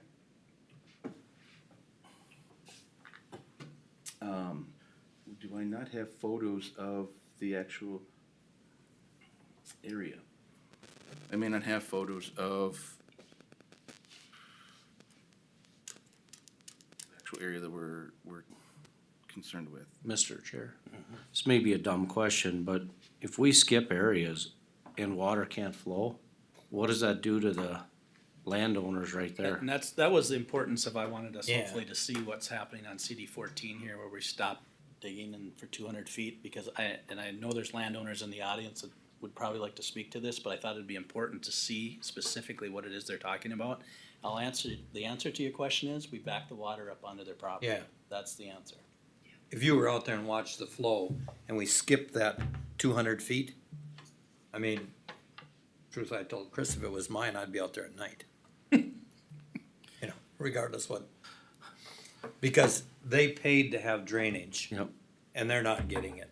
Well, and it's Yeah, not that- only not getting it, it's backing up onto their property. Right, you know, and, I mean, sometimes our state agencies, they really need to take a good hard look at it. Sometimes, Yeah, of what they do, a lot of times. a lot of times. Yeah. Do we have video or pictures of it or not? I That you know. apologize, I cannot find it. Chris, maybe then while if you'd be willing, if it's okay with the rest of the board, while you're looking for it, to see if you happen to have it, I'd like to invite Rod and Julie up. If you got something you'd like to say about that particular spot on your property, I know that's the spot that Commissioner Pop and I and Chris went out and looked at and viewed. I'd open it up for you to come up to the podium, and if you could just share with us your concerns and what you've seen happen out there.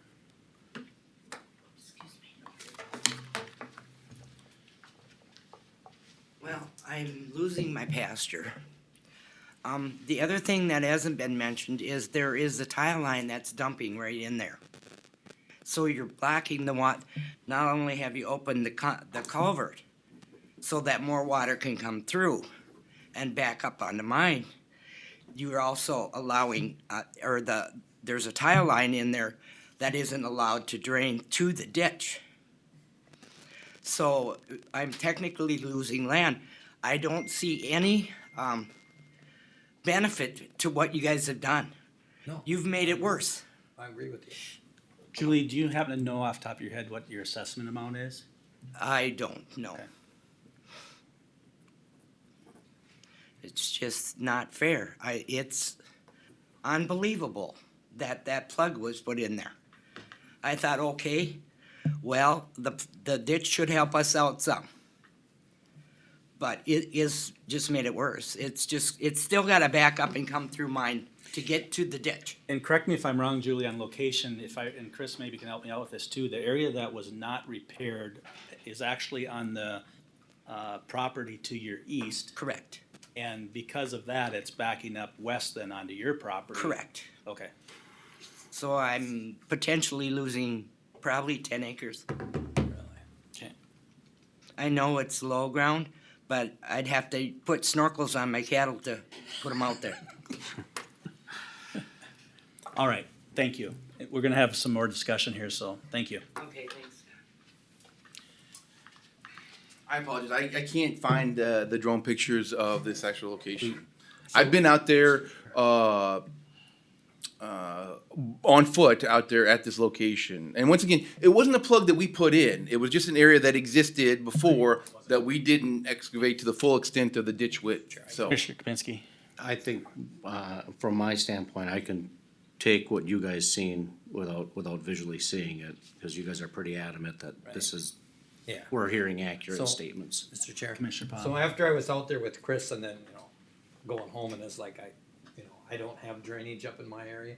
And I go like, wow, we charge these people on the benefited acres and now they're not getting drainage. So can we contact like Bowser or whoever's in charge?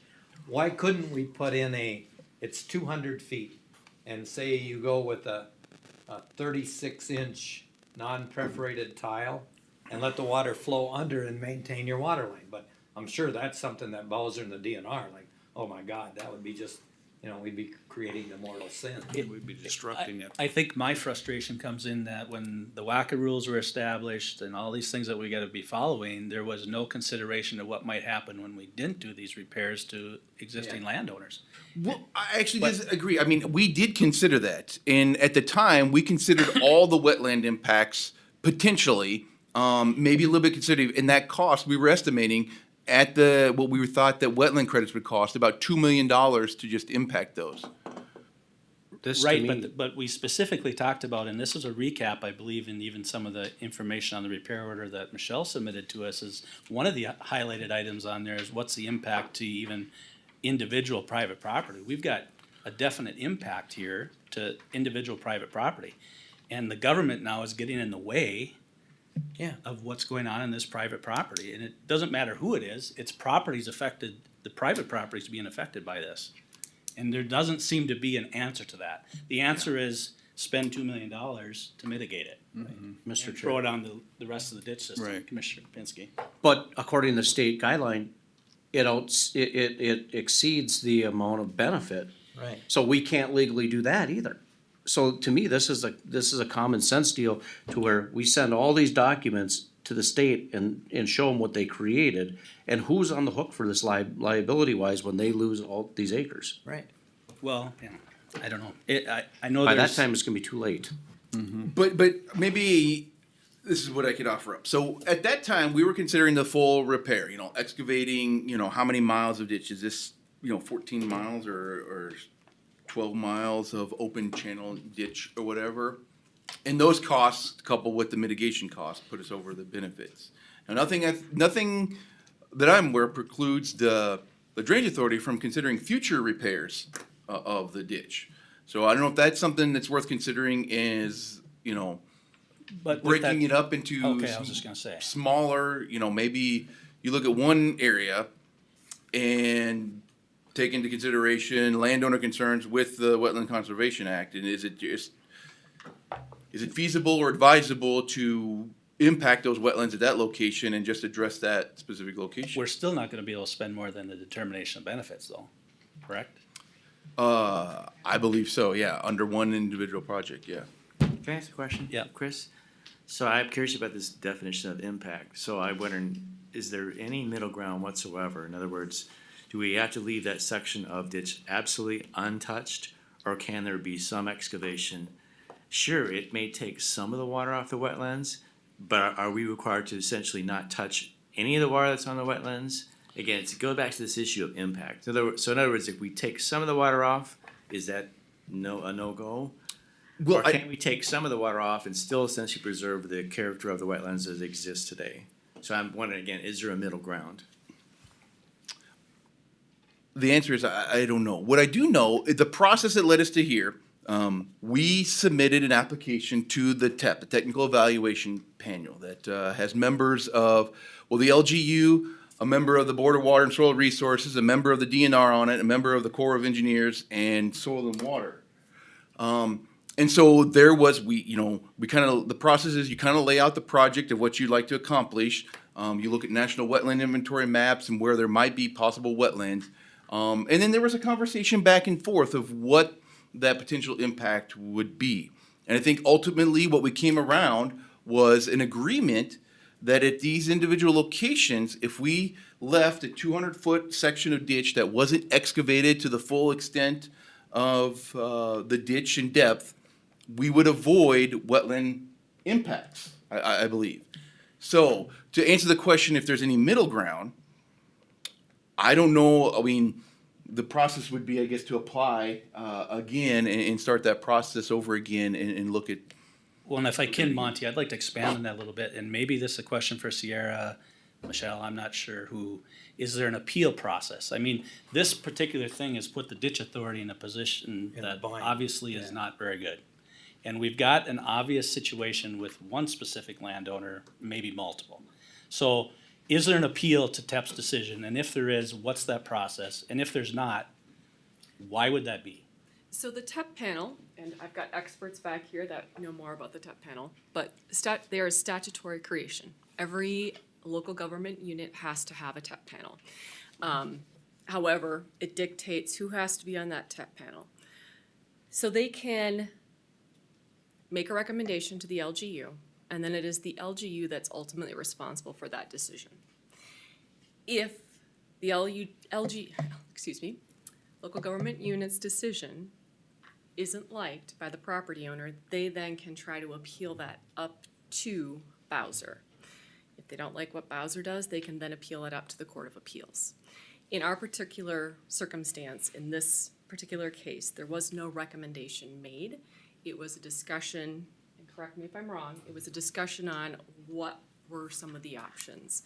And I mean, we also have issues or areas where there were discussion of partial depths excavations and limiting those impacts.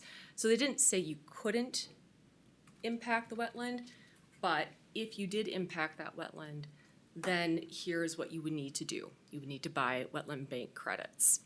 And we do have, I believe, someone from the DNR or Bowser here too if you want to discuss more of that process. But ultimately, the decision is on the LGU, and the TEP panel makes a recommendation.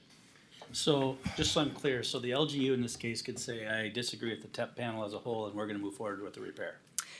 The LGU, so if you get a recommendation from them and you decide that you want to go different from the recommendation, you have to make specific findings as to why you are varying from that recommendation. And the last time we did that, we did end up at Bowser with an appeal. I think the DNR appealed that decision by the county board. And then we came to a resolution as a part of that process. That was a so-called big box site. Correct. I thought ultimately it was kicked back to our Board of Adjustment to make a decision locally. So because the LGU has delegated in Benton County to our expert in wetlands and water, so that actually comes out of the Planning and Zoning Department, makes those decisions. But if you have it delegated, you have to have a local appeal process. So it first has to go to the Board of Adjustment. So yep, we had a decision by Shelley Benson in that particular case.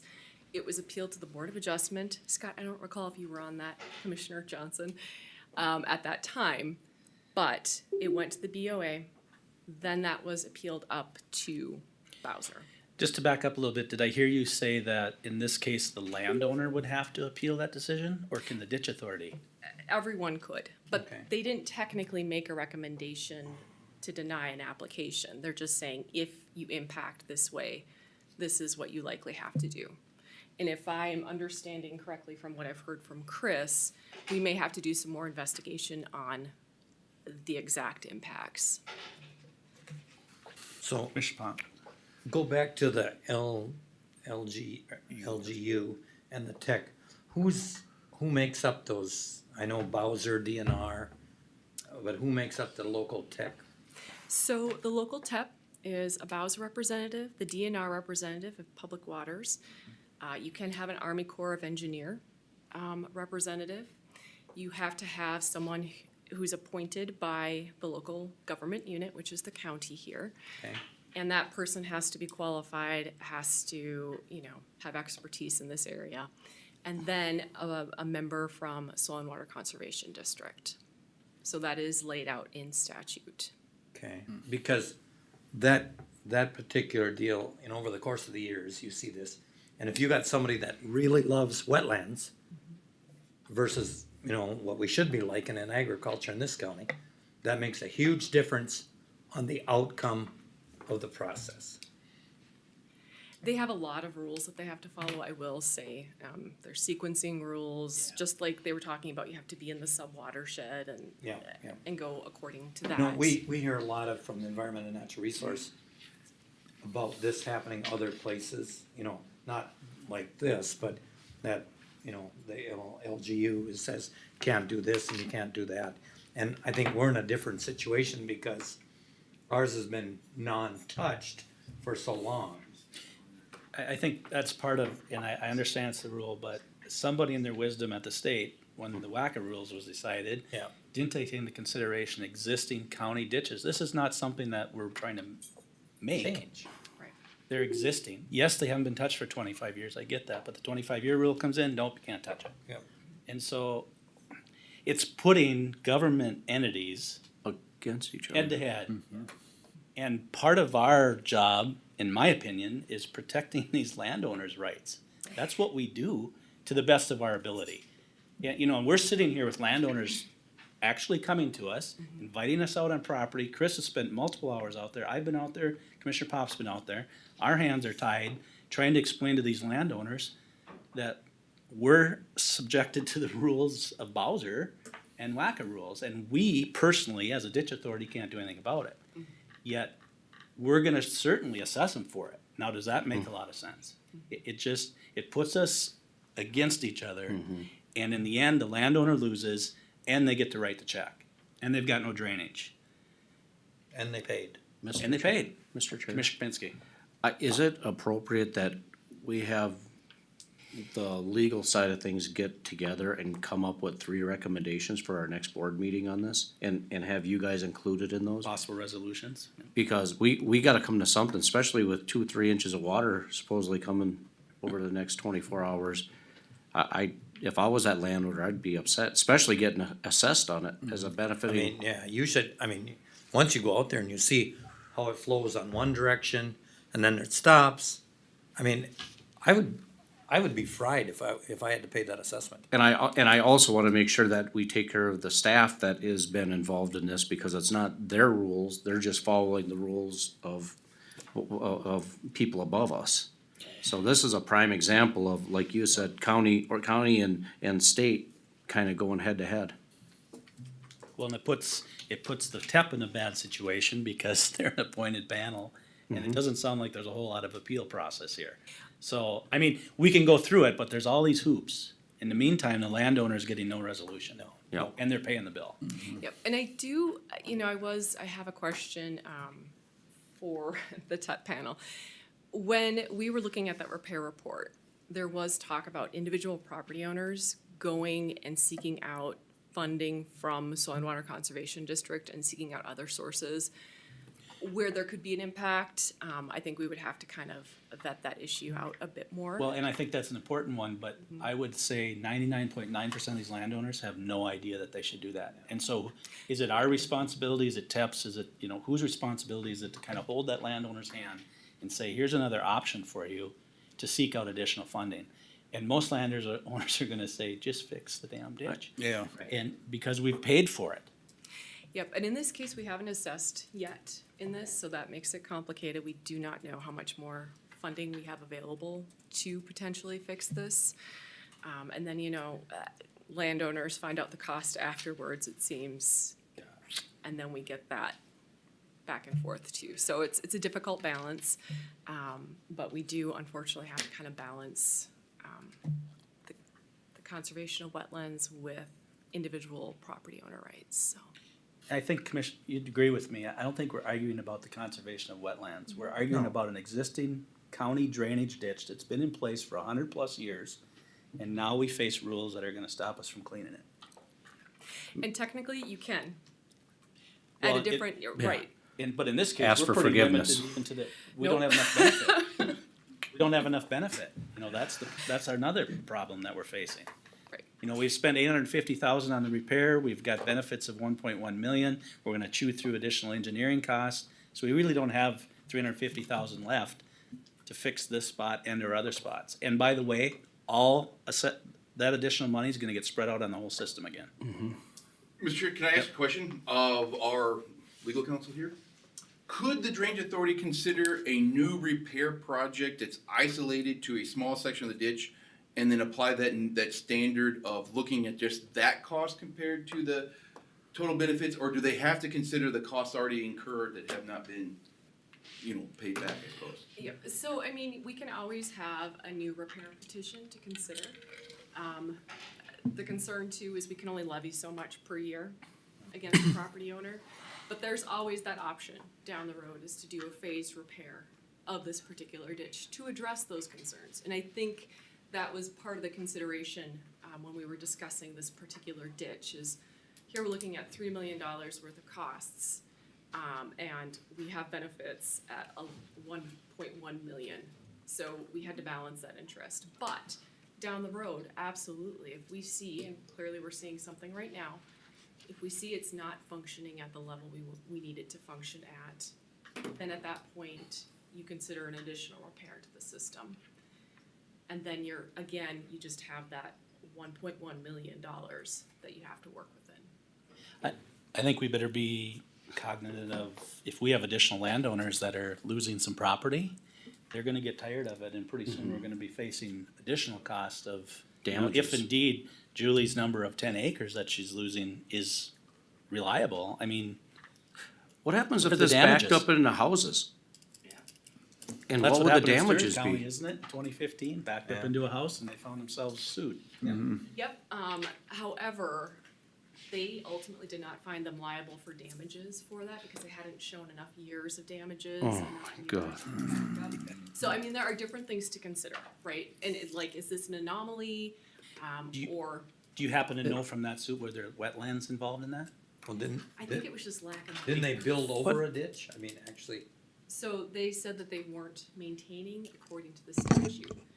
And the funny thing is that specifically says open ditch, and this was a closed ditch, so. So, Mr. Chair, I'm so confused right now on things. I look at, I'm gonna step back to our last meeting. I just met with a landowner a week ago, and you know who it is. And I'm sitting there going, we talked about a ditch, and it was a trail that was going through there that was abandoned, whatever, and they were trying to move a culvert, remember? And they weren't able to move it unless it was under their cost, so the ditch authority didn't have to pay for that. On this other property owner that I just talked to, they've got a wetland out there, but they've had a road going through this property for many, many, many, many years, and it was actually a wagon trail. And they can't even put a culvert in there with water on both sides. I'm so confused on what we can do. that goes back to individuals that think they know a lot about wetlands and that we should be controlling wetlands no matter whose property it is, where it is. Sometimes our wetland delineation and our, and I think our soil and water is pretty good, but we need to step back and look at what we're doing to the public when it's not in the focus. Yeah. Because So- these are people that we're paying for employment. Mr. Chair, Michelle, I'm kind of like Commissioner Kapinski right now. I'm in Lulu land about this, okay? At the end of the day, this is gonna be ongoing for what? Another year before anything can happen to this property or to that area? I mean, I'm just trying to lay this out. I mean, we're talking about appeals and everything else, but at the end of the day, what comes out of it's gonna take another year, right? I wouldn't wanna be that property owner. Nope. It gets back to the thing that a few of us always talk about, if we ran our business the way government does. Slit our throat. Yeah. 4 of us would be unemployed. Would you like to speak to the representatives from the TEP? Anybody from TEP wanna share in a little bit here on what's going on? It's totally up to you, no pressure. This is an opportunity if you'd like to speak to this particular situation or not. I could offer a few things. Okay. Sure. Maybe if you Kate wanna, Stephenson. could you please come to the podium Yeah, so I we can can. hear you, and maybe just give your name and. You bet. I'm Kate Stephenson. I'm with the Board of Water and Soil Resources. I'm a representative of the TEP. Have been probably in Benton County 6-7 years now, something like that. Prior to that, I sat in Sierra's seat over at Mille Lacs County as the assistant zoning administrator. So I've been around wetlands a long time. I do like this position. It does offer some opportunities to speak with folks, even publicly. I wasn't quite prepared to talk like this, but that's okay. A couple of things that I'm observing, we did have great conversation with, was it Houston? Yep. Engineering, they did a very good job. A lot of times we do some preliminary discussions at a TEP panel. So we don't always have a formal TEP recommendation. And I believe that was the case in this one, where we didn't necessarily have a formal. I'm looking to steer on that. we did have an official application for this one. Right, so we do a lot of informal stuff because frankly, it's a lot easier, stuff gets done a little quicker that way. And we don't want to set up roadblocks for projects. That is not our goal, okay? Maybe I'll step back and just talk a little bit about those wetland credits, the cost of those. Extremely high, right, in Bank Service Area 7. I think Chris did a good job summarizing some of the reasons for that. A lot of that Bank Service Area 7 is down in the cities. And there's a lot more development pressure down there. There's a lot more demand for those credits. And they extend way beyond just a ditch authority's needs, right? Big developments, things like that. They have deeper pockets perhaps. And supply and demand is exactly what it is. When the demand for credits is up and the supply is down, cost goes up. In terms of kind of where that money goes, Ed, you had mentioned, you know, that the state gets that. It actually doesn't go to the state. There's very limited amounts that go to the state on those sorts of things. It all goes right to the person or the individual or the entity who created that wetland bank. So of that $100,000 per credit, the state probably gets about 1,000 per transaction. So very limited in the sense of that. Can I interrupt you? Absolutely. What happens, I know a person that created a wetland and he got 20,000 an acre. So what happens to the in-between 20,000 versus 96? Sure, it all depends on where that bank was created. It all depends on the type of wetland bank. There's agricultural wetland banks. See that? Yep, and so that tends to be a lower standard in terms of how to get kind of approval and get those credits. And so that credit cost usually is a little lower. The different areas of the state, I know we had pointed to Bank Service Area 3, which was like 13,000 square. That's way up in the northwestern portion of the state. So very different pressures on that area, right? There's not as much development, there's not as much impacts to wetlands, there's not as much demand essentially. And the cost of land is so much less, right? So those are some of the reasons to kind of drive that bank credit cost up, is just costs more to put stuff on the ground in Bank Service Area 7. Mr. Chair. Commissioner Kapinski. So you heard everything that's going on here. Absolutely. What's your theory? How do we fix this? Well, I see a few options. One, I would offer that some counties and or cities or local government units do search for their own bank creation. So they have credits available to themselves. In some cases I have seen, particularly in Wright County, they do a very good job working with the ditch authority there along with the TEP panel and trying to find some of these potential areas to restore wetlands and create a bank. So there is credits available to the county for, you know, county projects, right? Whether it's a road project or whether it's a ditch authority. I can't speak to the funding and how the funding can work for, you know, from the ditch authority. I'm not a ditch authority. I can only speak to the Wetland Conservation Act side, but I do know bank credits some cities and counties have developed their own banks for credit use. There's also, go ahead. Kate, I interrupt you, but you talked about that being for their own use. That doesn't help. We can't set that aside for landowners. Well, if it was I'm seeing it more like if the ditch authority needed to go in and impact wetlands, they could potentially take their own credits to offset. Even for individual landowners? Well, it's the ditch authority's project, is the way I would see that. The ditch authority We are just the ditch authority. We are not the county board or the county right now. Right. But I see what you're saying. So like, if the ditch authority could find a piece of property that could be physically made into a wetland, when we have projects like this, we could take, if we needed to impact 1 acre, we have to take 2, I understand. So we could take 2 acres of our impacted and put it towards the ditch.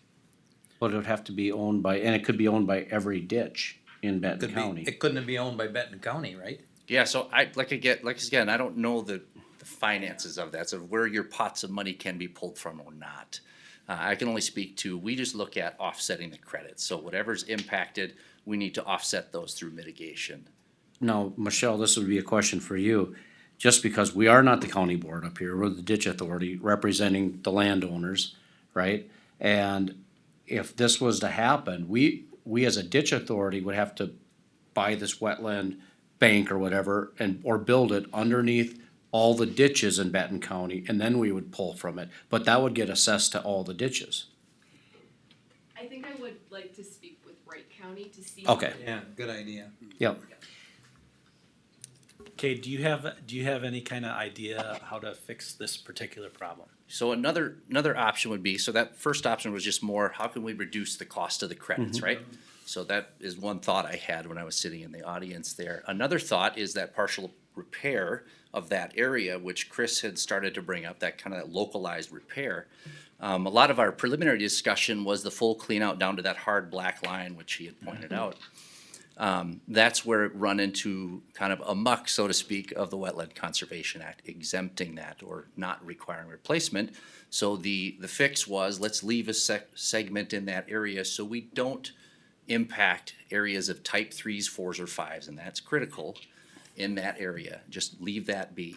But there's also an opportunity to explore how much can we clean? Sure, we can't clean down